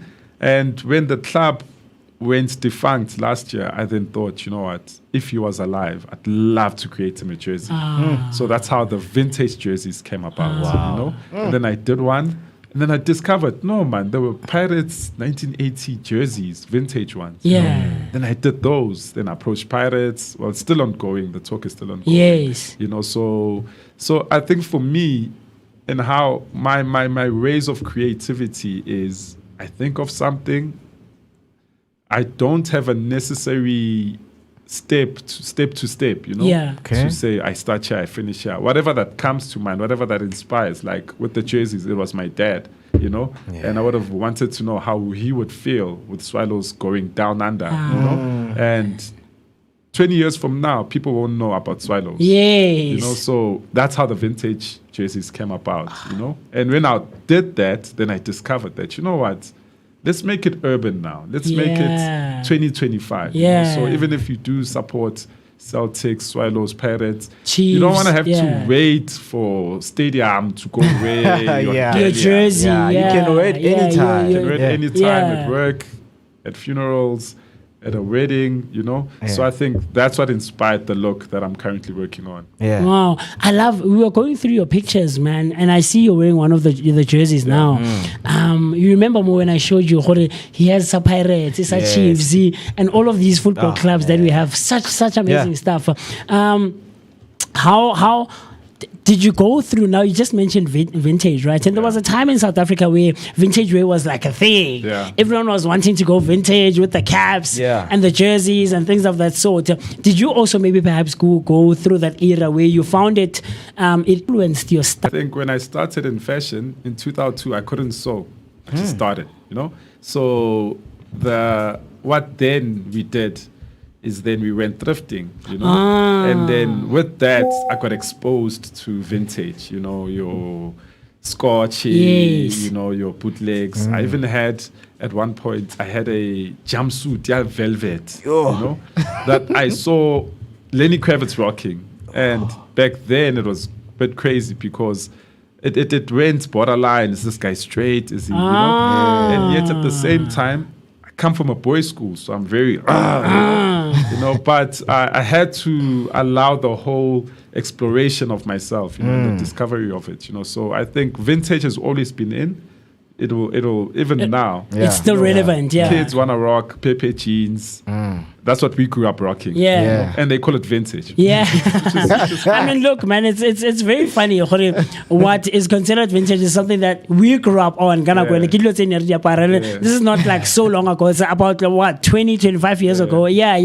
Mo. So another question that I have, man, because I see you you use the vintage wear tadi club right now that are still existing, but doing it in that way. So have you ever got like maybe they approach you or no, you're not supposed to use our badge and please do not use it? Have you ever came across that situation? So the whole plan around it was to actually test the market and then create the data and then go to the clubs. So with that data, like currently with Sundowns, actually, I think they're the ones who are saying, you know what, dude, we need this. let's do this. We're jumping on this. Let's go. Let's Yeah. go. You know, with Pirates, I think because last year they started talking to Old School Company and they released the Jomosono jerseys. So it kind of brought a sign. We see what you do. We love what you do.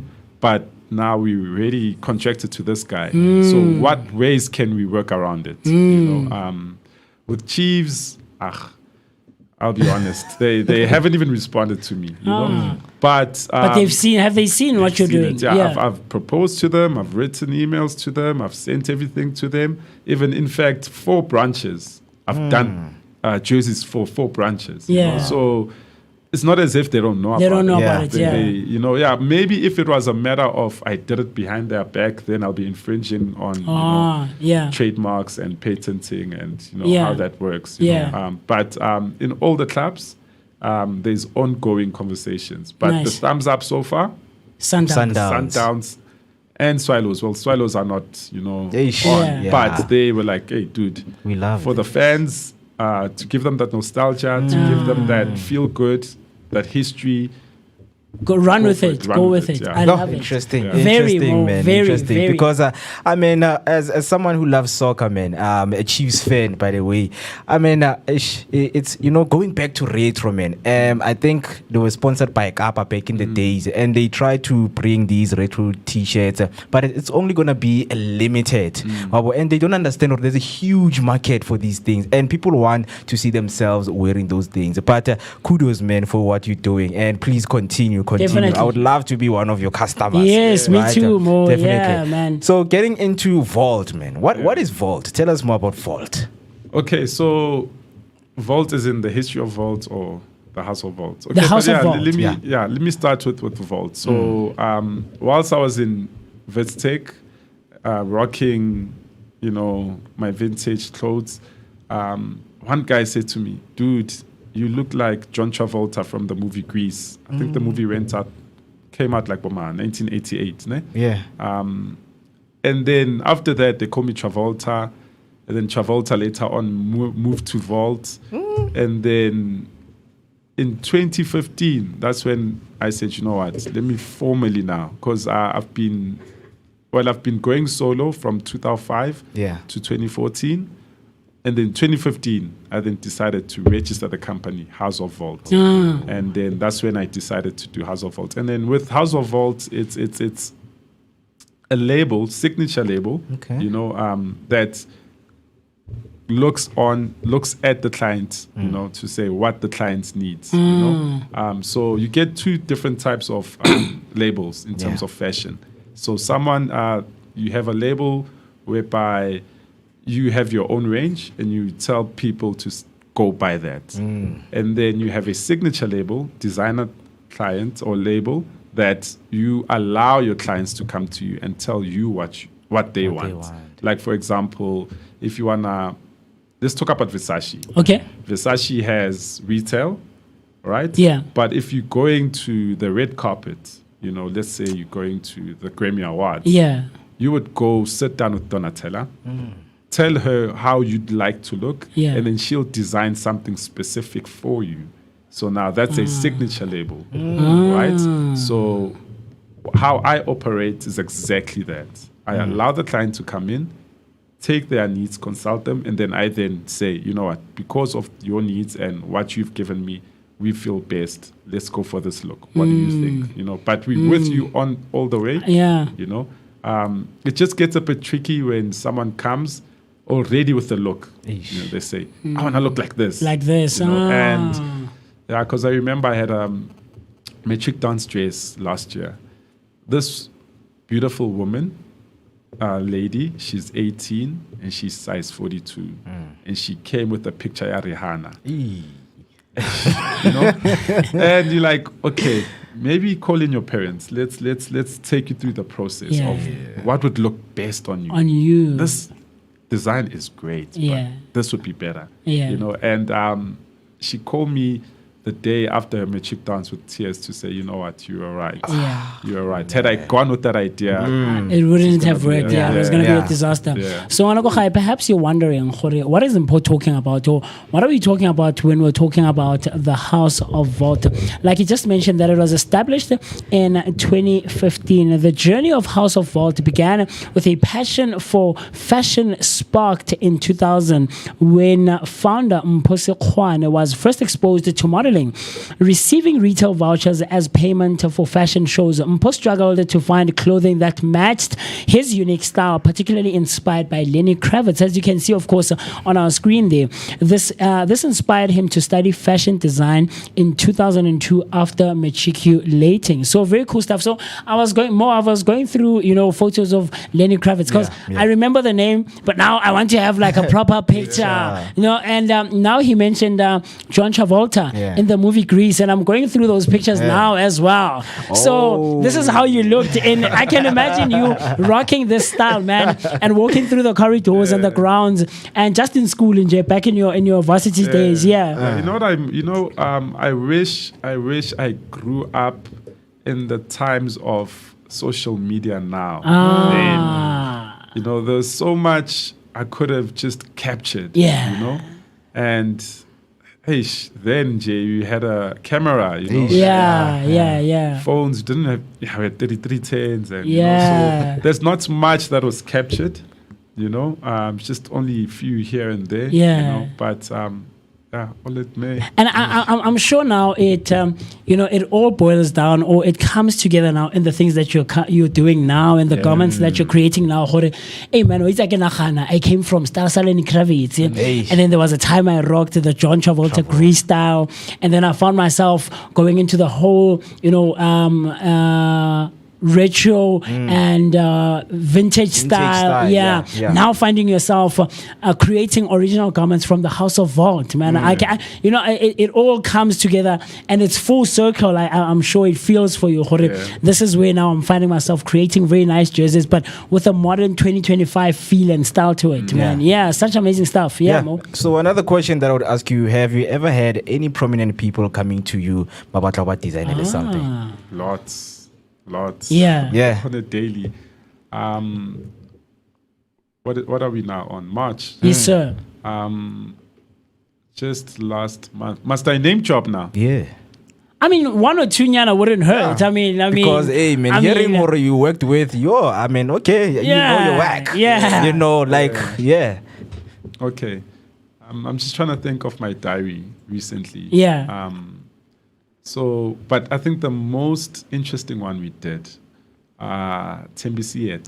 Oh, nice. Oh, that's a beautiful dress that came out in December. Also, funny enough, with her mom was a designer. Wow. Really? So we were in the same, in Gandhi Square. The same, So I think that's when we met, and then obviously as you go into shows and other things, then you, hey man, go on.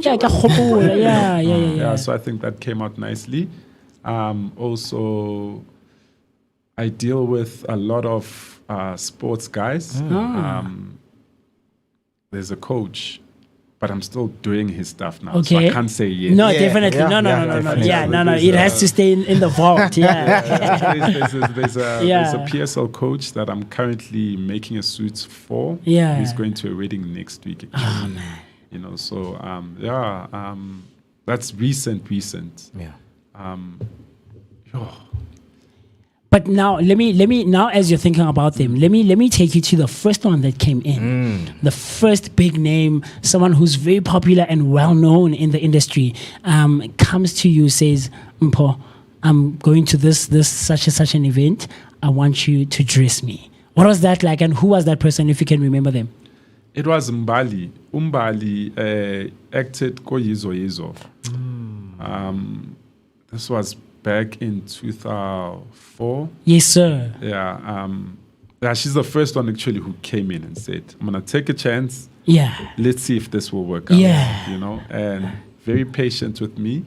And then she introduced me to, her crew then, and then, it just got fuzzy around 2008 because people just wanted freebies. You know? So you had to now draw a line to say, by then I was comfortable. Yeah. You know? Yeah. So Linda will go to chase me because I'm famous. Let's stop flying. Yeah, you have to pay. You know, and it's funny that you mentioned that. This is a conversation we always have here in studio when we're hanging out in jail. And I could be wrong, but I feel like a lot of people in society in general want to consume art. Whether it's fashion and handcrafted original garments, or whether it's music like myself, do you get what I'm trying to say? Yeah. People want to consume art, but they don't want to pay for it. You know, and it's funny like that. You know, man, exposure. And it's like, my dude, like exposure is not gonna pay me now. You know, I need to eat now. But let me ask you now, having gone through all of these transitions and styles and different styles that you've gone through, now finding yourself, creating garments now, what are some of the fabrics that you gravitate towards mostly, that I like, creating and sewing in this fabric, or I don't like that one because it does what are some of those? Okay, the highlights, number one, the first thing that hit me first obviously was denim. Okay. Then you kind of like, okay, I can do more. Yeah. And then 3 cats, when I first started with 3 cats, what's 3 cats? 3 cats, shwe. Oh. Yeah.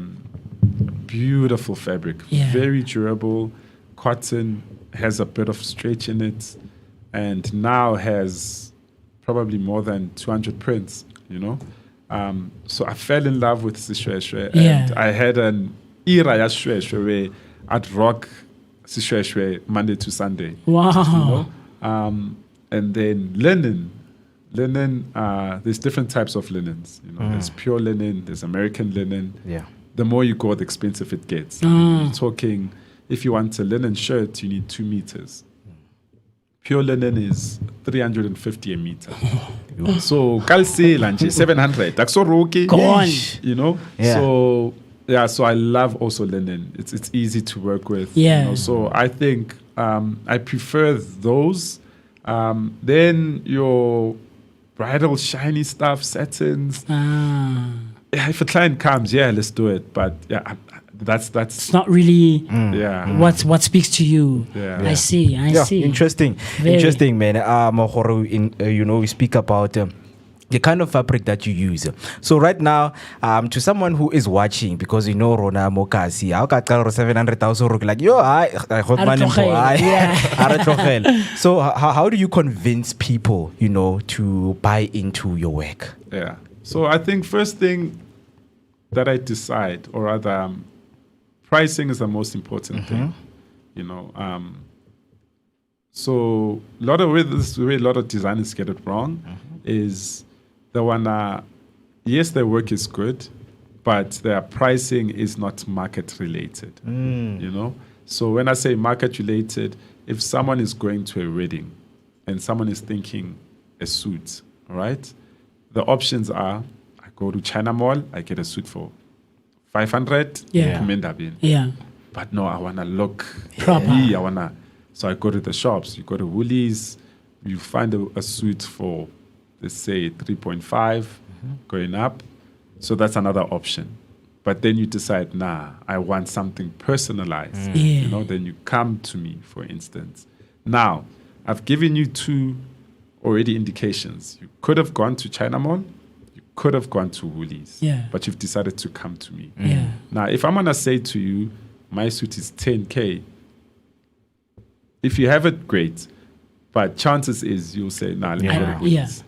So you wanna come in between those. So hence, I will say to you, the same fabric Woolies use, I will do your suit for 3K. For 2.8, you see, so then it cancels out, and also you realizing that with me, it will be more tailor-made for you.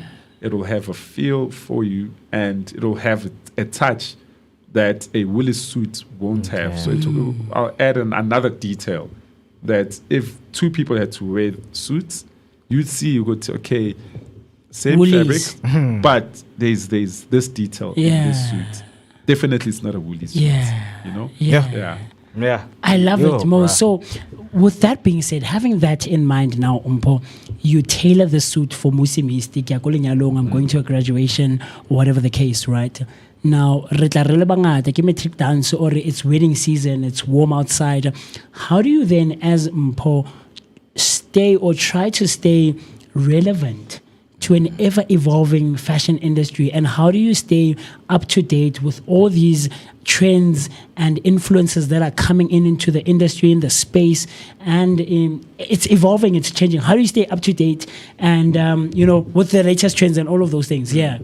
Okay, I'd say number one, principles. Ne? One thing that never goes out of style is delivering on time. You get that right. Yeah. You stick to that. I promise you, 60% of your clients will come back. Will be return business. Yeah. Yeah. You know? So that's number one. Number two, I'm not, honestly, personally, right? I'm not so big on finding out what's the latest trends, you don't have to be a fashion designer to know that. It hits you, like, with our social media now, it hits you, right? But how then do you transfer what is the current style to suit whatever you are putting into? So, for example, people are no longer wearing skinny jeans, right? And they're now moving to more comfortable sizes and fits, right? Now, do I still stick to skinny jeans or do I move with the times, right? You have to move in with the times, but as you're moving with the times, what was it that was learned with the skinny jean era? So what was learned was fabric. In order to go skinny, you have to go stretchy, you have to look now for fabric. So take a bit of that, infuse it with the current style, So in that way, you still have best of both worlds, Very, very interesting. Hey, very Musi. interesting. Very cool Yo, stuff, man. it is. Because I'll tell you more. I'm someone who also went into, like, I don't know about you more, but back then when vintage was like a thing, I also went into like those cardigan jerseys, and I stayed with the hats. The hats for me have always been a thing, and it's a signature thing, So I love how he explains the transition and how you try and keep up to date, but also staying true to yourself as the House of Vault. Yeah, very cool stuff, Mo. Because Yeah. the fashion also evolves, Yeah. and with the different types, some of the people, they get lost in translation, and like, okay, what is retro and what is modern? But with the styles that you guys use nowadays, they literally look the part. So yeah, before we close, Mr. Mpo, what is it that you are working on right now, and what is the vision and the mission right now? Okay, so right now, as I said, I'm still clientele based. That will never end. The retail element of it is the vintage jerseys. I think that's what we're concentrating on in terms of our retail, setting up online, especially with what we're currently working with Sundowns on that. Setting up their online shop. So making sure, because the demand is there. The demand is crazy, and also the pricing is just quite right. Imagine finding a jersey for 400. Wow. It's quite right. Wow. And obviously the demand will be crazy. Instead, if I could have just went, jersey is 1,000.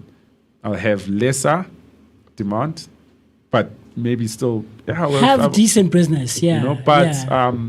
Remember, my principle is pricing must be right all the time. So, and also I must supply my area, so I can't be in Soweto and come up with Sandton prices, maybe if I was in Sandton, but I think I still will be conscious enough to say, who am I actually trying to reach out to, and also in that, African as they come, I always have the plight of my people in mind, so one thing that will never change, even if, let's say, the House of Vault goes to New York, is having that understanding that, there should be a line continuously that will supply people where I come from.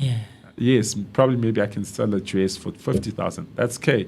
That's for a particular client. Yeah. But in terms of the retail line, have those prices for people where they can be affordable. So I think we going big with the jerseys. Yeah. That's what we're currently working on, and also it's the season. Yeah. It came just at the right time. Yeah. So quickly before we close off again, is it different brands and labels, or is it all under House of Vault? There's the retail one, like you explained, where it's all things that people can come in, you know, and you said there's a custom made one, right? That way. So are they all under? Is it all House of Vault? Or is it House of Vault for one of them and a different name for the it's other? all the House of Vault. Oh, okay, I see. Very, very cool stuff. Yeah, Interesting. Before we let you go, Mr. Mpo, I just want to ask you 2 quick fire questions. It's something that we always practice when you have guests right here, right? So the first one is, what's the weirdest thing you've ever used as inspiration for a design? Weirdest thing I've ever used? Wow. Geez. I think the weirdest thing... Oh yeah, now I do remember.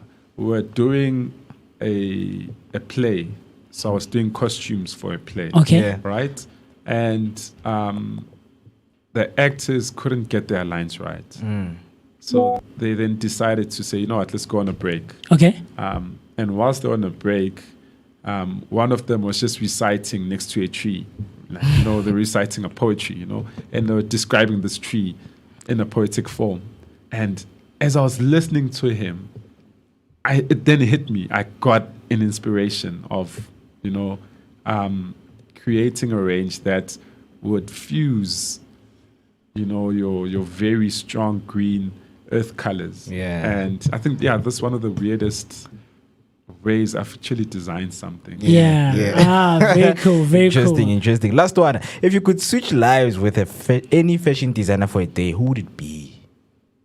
Sure. From anywhere, international or right here at home? Yes. Definitely, I think it'll have to be Karl Lagerfeld. Well, he's recently passed. Interesting guy. Did you know that the guy started designing like in the 50s, right? Up until he passed away 2021. From 1965, the guy decided that I'm only going to work with 2 colors, black and white. Oh. And he stuck to it for over 55 years. 55 years he of just working did 2 colors. Black and white. And he had ongoing business. Crazy. Black and white, fella. That's crazy. No, it is. It's too crazy. I would. Because I also love black and white. Yeah. I went to JP Boys, so I think it started there. So Karl Lagerfeld is one of the names that come to mind. And also, who's this guy from France? Daniel Hetcher. Daniel Hetcher, we just know the genes that Daniel Hetcher. DH, ne? Daniel Hetcher was once a president at PSG. What? Club, you know, so I also dabble in football. I'm also a coach. So it would be interesting to actually meet the guy, you know, and say, you know what? I also do a bit of what you do. So hence, I don't know if you do look at the kits at PSG. It's always like now they are Nike, but they the first soccer brand to do Jordans. Jordans. Wow. Very, very cool stuff. Interesting, man. I love it more when we have people like yourself, man. Coming with so much information, knowledge, and insight. I love it. And like I said earlier on with Solly, when there's people such as yourself in the studio, if it were up to me and more, I promise you, we would stream and get into the conversation the entire day, because there's so much that you guys have acquired over the years that needs to be shared with the people out there, man. And I love it so much, man. So with that being said, where can one reach out to you? How do we find you as Mpo? Social media, WhatsApp, anything that you can share? Okay, cool. So in terms of my social pages, currently, what's available is Facebook, the House of Vault, VOLT. Our Insta, we are reworking it. You know, I decided to change looks, so I had to just shut it down, recreate it. Probably, maybe it will be done by next month. Yeah. Ah. And then WhatsApp, I'm available. Okay. Yeah. Please, if you can, share the number with us. Yes, sir. Yeah. 083 Okay. 861 5684. One more time, please. 083 861 5684. There we go. Thank you so There we much go. for being here with us, man. We Yes, really sir. appreciate you taking your time to sit down here with us and just explore about, doing your work. I have one question for you guys. Yes, sir. Okay. What is your soundtrack for the day so far? What's your one soundtrack for the day? Soundtrack, Mo? Soundtrack. Yeah. Like Bina. Yeah. For me, it would be Residual Self-Image. Residual Self-Image. Yeah, by Aries. Ah. Yeah. That one for me, man. Oh, woke up with it, still jamming it to it Yeah. now, and I'm gonna sleep with it. Yeah, today. So still that's rocking to it. it's my one for today. Man. Nice one. I woke up today with Just My Imagination by Renee Marie. But Boys to Men has done it. The Temptations, I think, if memory still serves well, are the first ones to do it. It was just my imagination running away with me. Yeah, that's the song I woke up with in my mind. And I was playing it as I was getting ready in the morning. So that's my song for today. Yeah. How about you? What's your soundtrack? This morning, Double HP, may his soul rest in peace. Yeah. Featuring Selwyn and Slicker. They're on our own, the remix. Beautiful song. I see. Beautiful song. Such cool stuff. Such cool man. stuff. I love how you asked that question. That was a great one. Yeah, because it does not only end here, man. Of The morning course. is still starting. Of right? course. It's 5 minutes past 11. Of course, people have plans, and obviously they want to get on with also wearing. So it was nice to have you right here at this time, because someone will consider you and say, you know what, I'm going somewhere, This tomorrow, weekend, this weekend. So definitely they will reach out to you. So thank you so much, man, for coming here and being here. We wish that you're going to come again and share more of the deal that you've just had with Sundowns. Sundowns. Oh, big, very and huge. also reveal who the coach is that's going to the wedding next week. It would so be cool to find out and maybe bring along pictures of him rocking the suit and see what the design came out like, man. The final product. I can't wait more. Yeah, definitely. So guys, that's where we're going to end it today right here on the Vooka Breakfast Show. It is a Friday morning. It does not only end here. Catch us next week, same time, same place, from Monday up until Friday, 7 a.m. until 10 a.m. That is where you're going to catch everything that has to do with the contents that we unpack throughout the week. But we're going to let go Mpo, and then when we come back, definitely do a gig guide, right? Yes, sir. So that people can know where to go this weekend. So just stay tuned for the next 10 minutes. We're going to be guiding you on where to go this weekend. So stay with us, man. Yes, sir.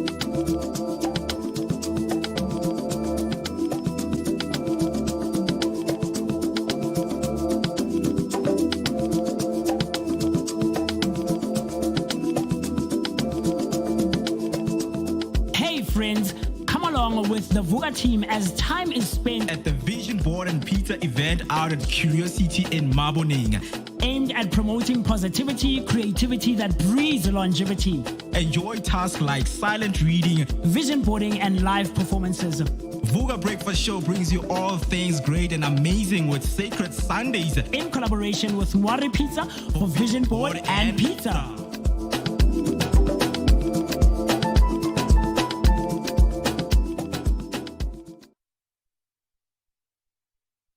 Very cool stuff. So much has happened already right here in studio this morning. Joined by amazing people doing amazing stuff in all these spaces that they're involved in. We went from doing Word of the Day and we jumped straight into all things of martial arts with the one and only Soke Soli Said. You know, someone who has a career that spans for over 60 years. Starting at the age of 13, that's when he went into his first ever martial arts class or karate lesson, you know, when he was around the ages of 12 and 13. And then straight after that, we went into our first musical artist to ever join us right here in studio, who was Thabiso Ntshangase, affectionately known as T-Boy or T-Bo, you know, yeah, T-B-O-E. Such amazing stuff. And then right before the break, we were hanging out with a local fashion designer from right here in Orlando East, Mposo Khonyane, the creator, the founder, and the runner of House of Vault, where he does very, very cool jerseys that are inspired by our local soccer clubs right here in South Africa, and also does handcrafted, tailor-made garments from matric dance dresses to suits for one who is, going to a wedding or like a graduation or whatever, to dresses for gala events and everything else in between, man. You can check out the House of Vault on Facebook, where he showcases all of the things that he does. Such amazing people doing amazing stuff in and around our communities. So without further ado, right here on Vooka Breakfast Show, every Friday we try to bring you the most relevant events that will be taking place and happening in and around Johannesburg and South Africa, ultimately, man. And we're going to have all those pictures up for you, or the posters that have come out. We're going to try and have them up for you right now. Katz is trying to take care of that, so that you can see what I'm talking about. We have so much in store for you. Mo and I are talking, off camera, saying, there's so much happening, man, in Joburg this coming weekend, man.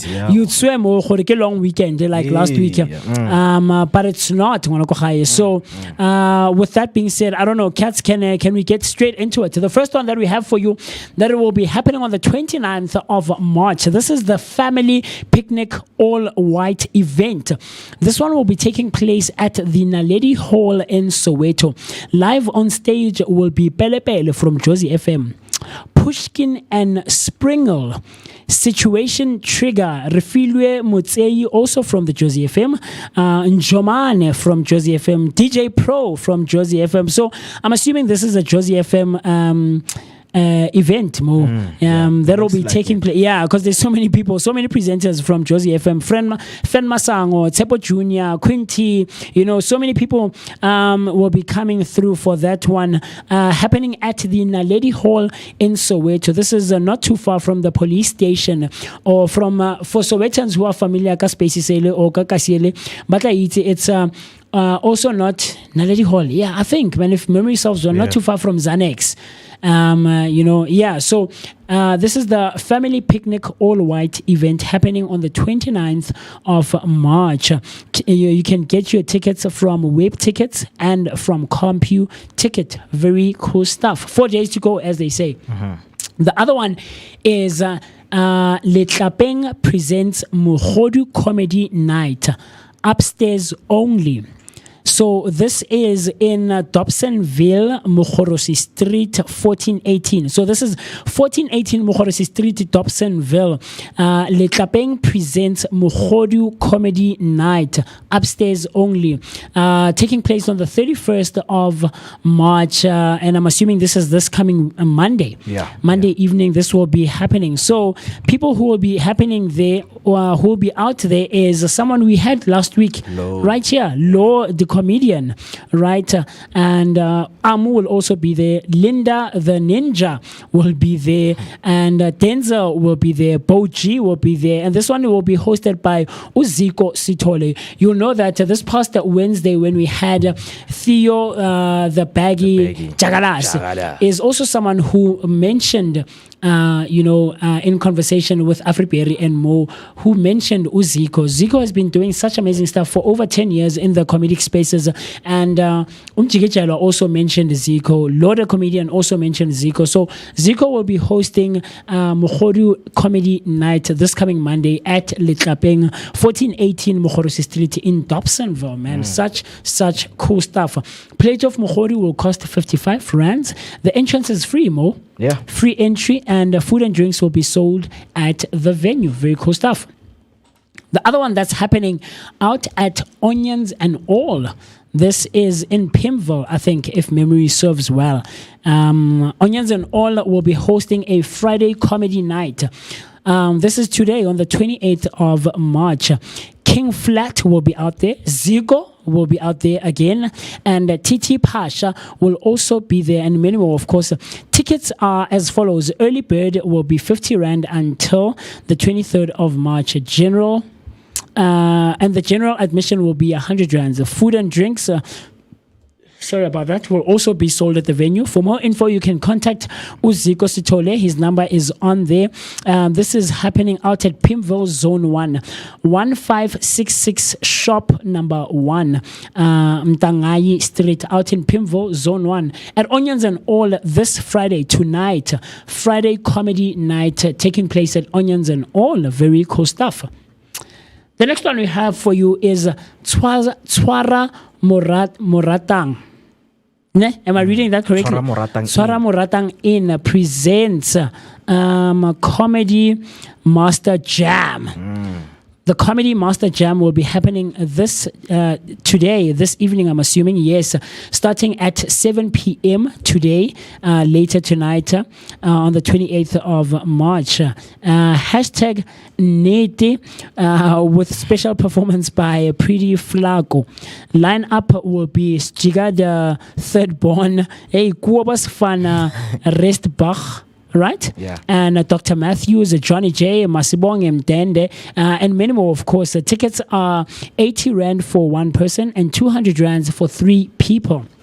This is happening at Tswara Moratang Inn. Tickets available on web tickets and at Pick and Pay. So it's a very comedy-filled weekend, it seems, this weekend. So if you are someone who loves, having a laugh or two, you can also catch that one. Tswara Moratang Inn. They don't say where the venue is exactly, in which town, in which city, and stuff like that. But I'm sure you can Google that and find that out for yourself. There's still more happening here, and then we have another one.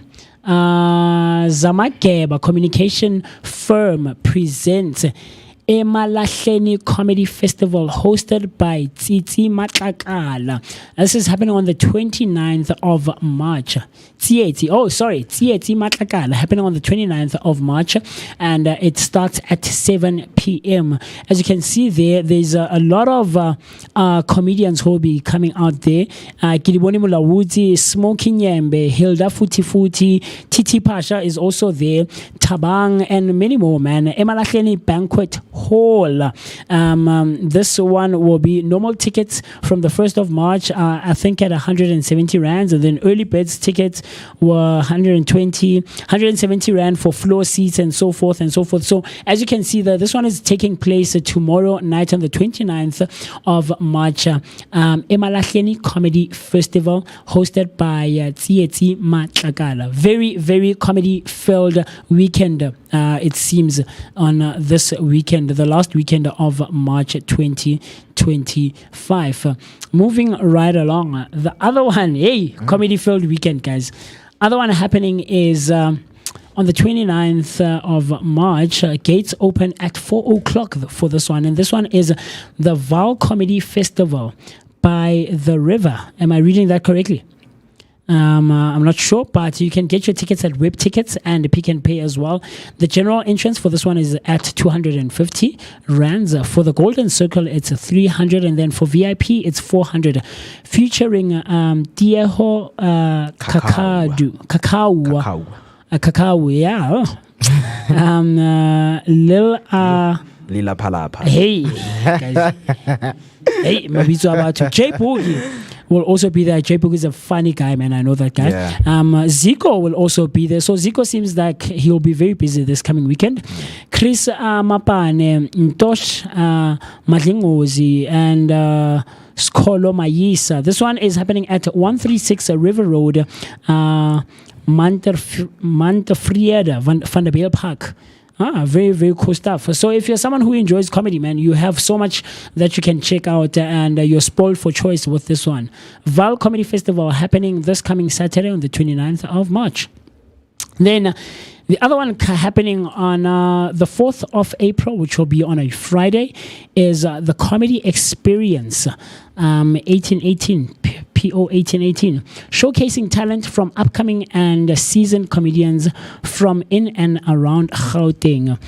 Music will be by DJ Father Deep, and welcome drinks for ladies will be 50 rands for two. Sweet Mavati, Rockville, food and beverage will be sold at the venue. This one is happening at the taking place at 2127 Le Croix Street out in Rockville. Very, very comedy-filled, line up happening in and around Johannesburg, man. And then moving right along, the other one we have is Mirage Presents Mad Lay. Madlaidla. Hey, guys. Anyway, Madlaidla with Mbali Kutazi happening on the 28th of March this evening at the Barnyard Theatre, Menlyn Mall. Starts at 7 p.m. Tickets are at 200 per ticket, and buy your tickets on Quicket. And I'm not sure what this is. Is this also, Cats, is this also a comedy thing? Quicket. Okay. No, it's a play. I think it's a play, on Barnyard Theatre. Yeah. It's comedy. Yeah, it's comedy. Oh, it's comedy. Yeah, because Wow. So Mirage presents Madlaidla with Mbali Kutazi. You can also check that one happening at the Barnyard Theatre at Menlyn Mall for only 200 rands, taking place tonight at the Barnyard Theatre, starting at 7 p.m. Very, very cool stuff. I don't know if we have more. Let me see very quickly. Of course, we do. Hotel Sky presents Tall as Mo comedy show. Yamagrotmani. Yeah, comedy show Yamagrotmani. Tickets available at Web Tickets and High Grounds Boulevard. Happening at High Grounds Boulevard and Hotel Sky. Tall as Mo is on the lineup along with Ronnie Mudimula, David Gao, Ntosh Madlingozi, Kagiso Lidiega, Chris Forrest, Gidiboni Mulawuzi. This one is happening out at Hotel Sky, 150 West Street, corner of West and Mode Street in Sandton, Gauteng. This one is taking place from yesterday, started yesterday on the 27th, happening today on the 28th, and ending out tomorrow on the 29th. Hotel Sky presents Tall Mo, comedy Yamagrotmani. Very comedy-filled weekend this coming weekend. And then, moving right along, Lunatic Brain presents Takatso annual birthday celebration, all black edition. Music curators. Mlindo, the vocalist, will be out there. China Chameleon. Hey. Oli, Sihle, Mabena, Tito. So many artists will be out there, guys, for the Takatso annual birthday celebration, all black edition. And where's this happening more? Venue at V Street Car Wash opposite Hot Ace. Oh yes, Yes, Hot Ace general access will be at 100 rands at the gate and 80 rands for pre-sold tickets. And then for VIP access, it will be 200 rands for pre-sold tickets and 250 at the gate. A small cooler box will cost you 100 rands, and then a bigger cooler box will cost you 150 rands. But you can enter free with your, or the cooler box will be free before 6 p.m. Enjoy responsibly, not for sales for the person under the age of 18. Very cool stuff, man. This one is happening tomorrow on the 29th of March. So let me see if there's something else that is happening. That's all, man, that we have for you. Oh, there's one more. Yeah. There's one more. Eugene Cause, live at Menlyn, right? Pretoria. In Pretoria, Pretoria Hotel Fire and Ice Marriott, Pretoria Mainland, happening on the 29th of March, and this one starts at 8 p.m. You can get your tickets out at Quicket, www.quicket.co.za. Premium lineup, stand-up comedy.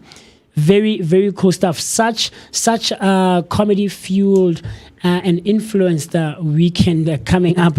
I'm being told that there's one more. Oh, there we go.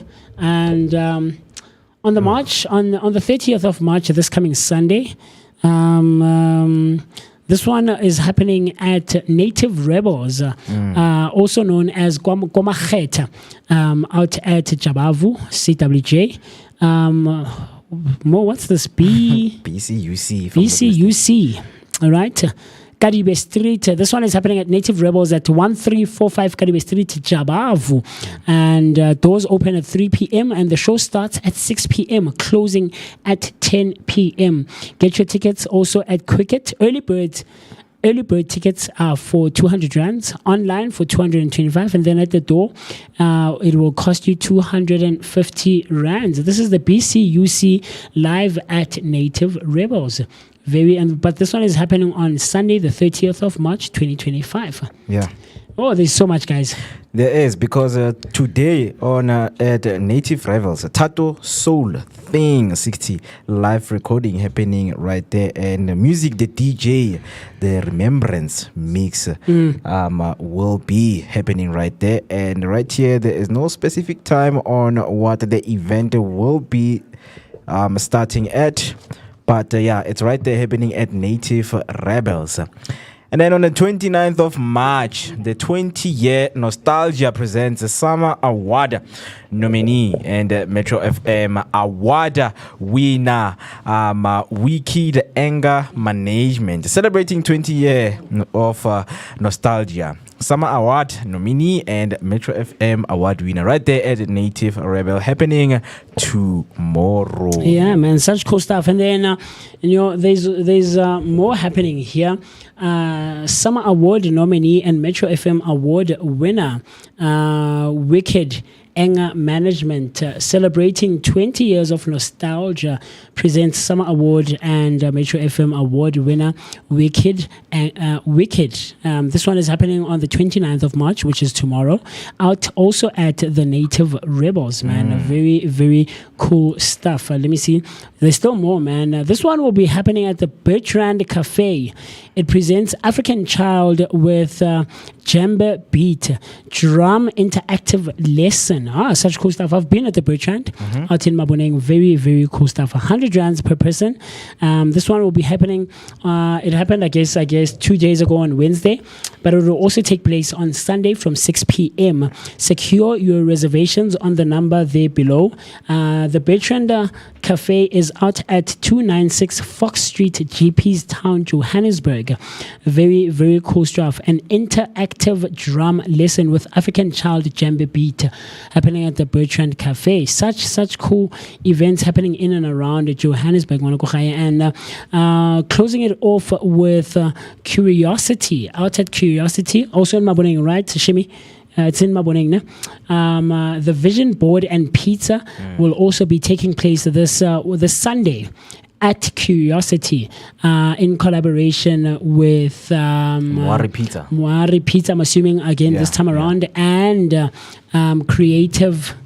Prime Creative. Yes, sir. Yeah. Curated by Prime Creatives. Such cool stuff. You know that we've been showing the ad and all that was happening out at Curiosity with the Vision Board and Pizza event. Always happening on the last Sunday of the month. Yeah. And this Sunday is no exception whatsoever. Out at the Boiler Room, we have Bullet Tooth Bristol. I'm not sure about that one. It doesn't really have much information. Yeah, but just skip that one. you can also check that out, I guess. But there's also Yeah, there other we things. go. There we go. Yeah. Is it this one? Oh, okay, yes. And then the last one that we have for you for what you can get up to this coming weekend is Ndofaya Street Jam. Yeah. Bring your fire. Live performances there's live performances and art exhibition and a street theater. There will also be a pop-up market. Zwagala was sizoploma kube mnandi Ndofaya la kusuka amaphepha kusala amakhadibhokisi khona, man. Such cool stuff. For participation or store bookings, there's a number you can get there down on below on the poster. And this is just to find out more information as to how you can get involved and what exactly will be happening. If you're lucky, man, I might also pop up there, man, Yeah, for a definitely. young performance in Musi Mist vibes, Yeah. and give you very, very cool stuff, man. Maybe some of you who are listening and watching are not knowledgeable. I'm a performing artist myself, so maybe we'll see. We'll see what happens, man. Anything can happen. So also the guys from the teams. yes, man. We're gonna Kat have and Wushi, Shimi will man. be out there. Definitely. The guys Yeah. who are handling social media and our Yeah. technicals behind the scenes. You can find them out there at the Ndofaya Street Jam happening on the 30th of March, this coming Sunday. Maybe you are watching and you're someone who's wondering Ndofaya Street Jam ke ko kae? This place was formerly known as J9. J9 in Richava thing back in the day, and then later it was changed to be called Ndofaya Shisanyama, I think, if memory still serves well. And this is out Kodi Terminal Zone 9 in Ndofaya Meadowlands Zone 9. So the Ndofaya Street Jam will be happening on the 30th of March, this coming Sunday. The bus terminals, it starts at 2 o'clock and all things end at 8 p.m. on Sunday the 30th of March. Very cool stuff. Yeah, definitely. That's us, Sayanyaro, leaving you guys on a very beautiful Friday, and catch us again next week. Once again, every Monday from weekdays. Weekdays, Monday to Friday, between the hours of 7 and 10 p.m. Of course, today we went overboard because there was so much happening, guys. And like I said at the beginning of the show, more now shutting down. It's a Friday. So you know that this week, as part of our word of the day, we did idiom of the day. And like I said, we're going to do a quick recap. So on Monday, the 24th of March, our idiom of the day was a touch of melancholy in the air. A touch of melancholy in the air. And the word we were taking away from that idiom was the word melancholy, which means a pensive or thoughtful state of mind. A pensive or thoughtful state of mind. That was the definition of the word melancholy. The idiom was a touch of melancholy in the air. And then on Tuesday, the idiom was to absquatuate into thin air.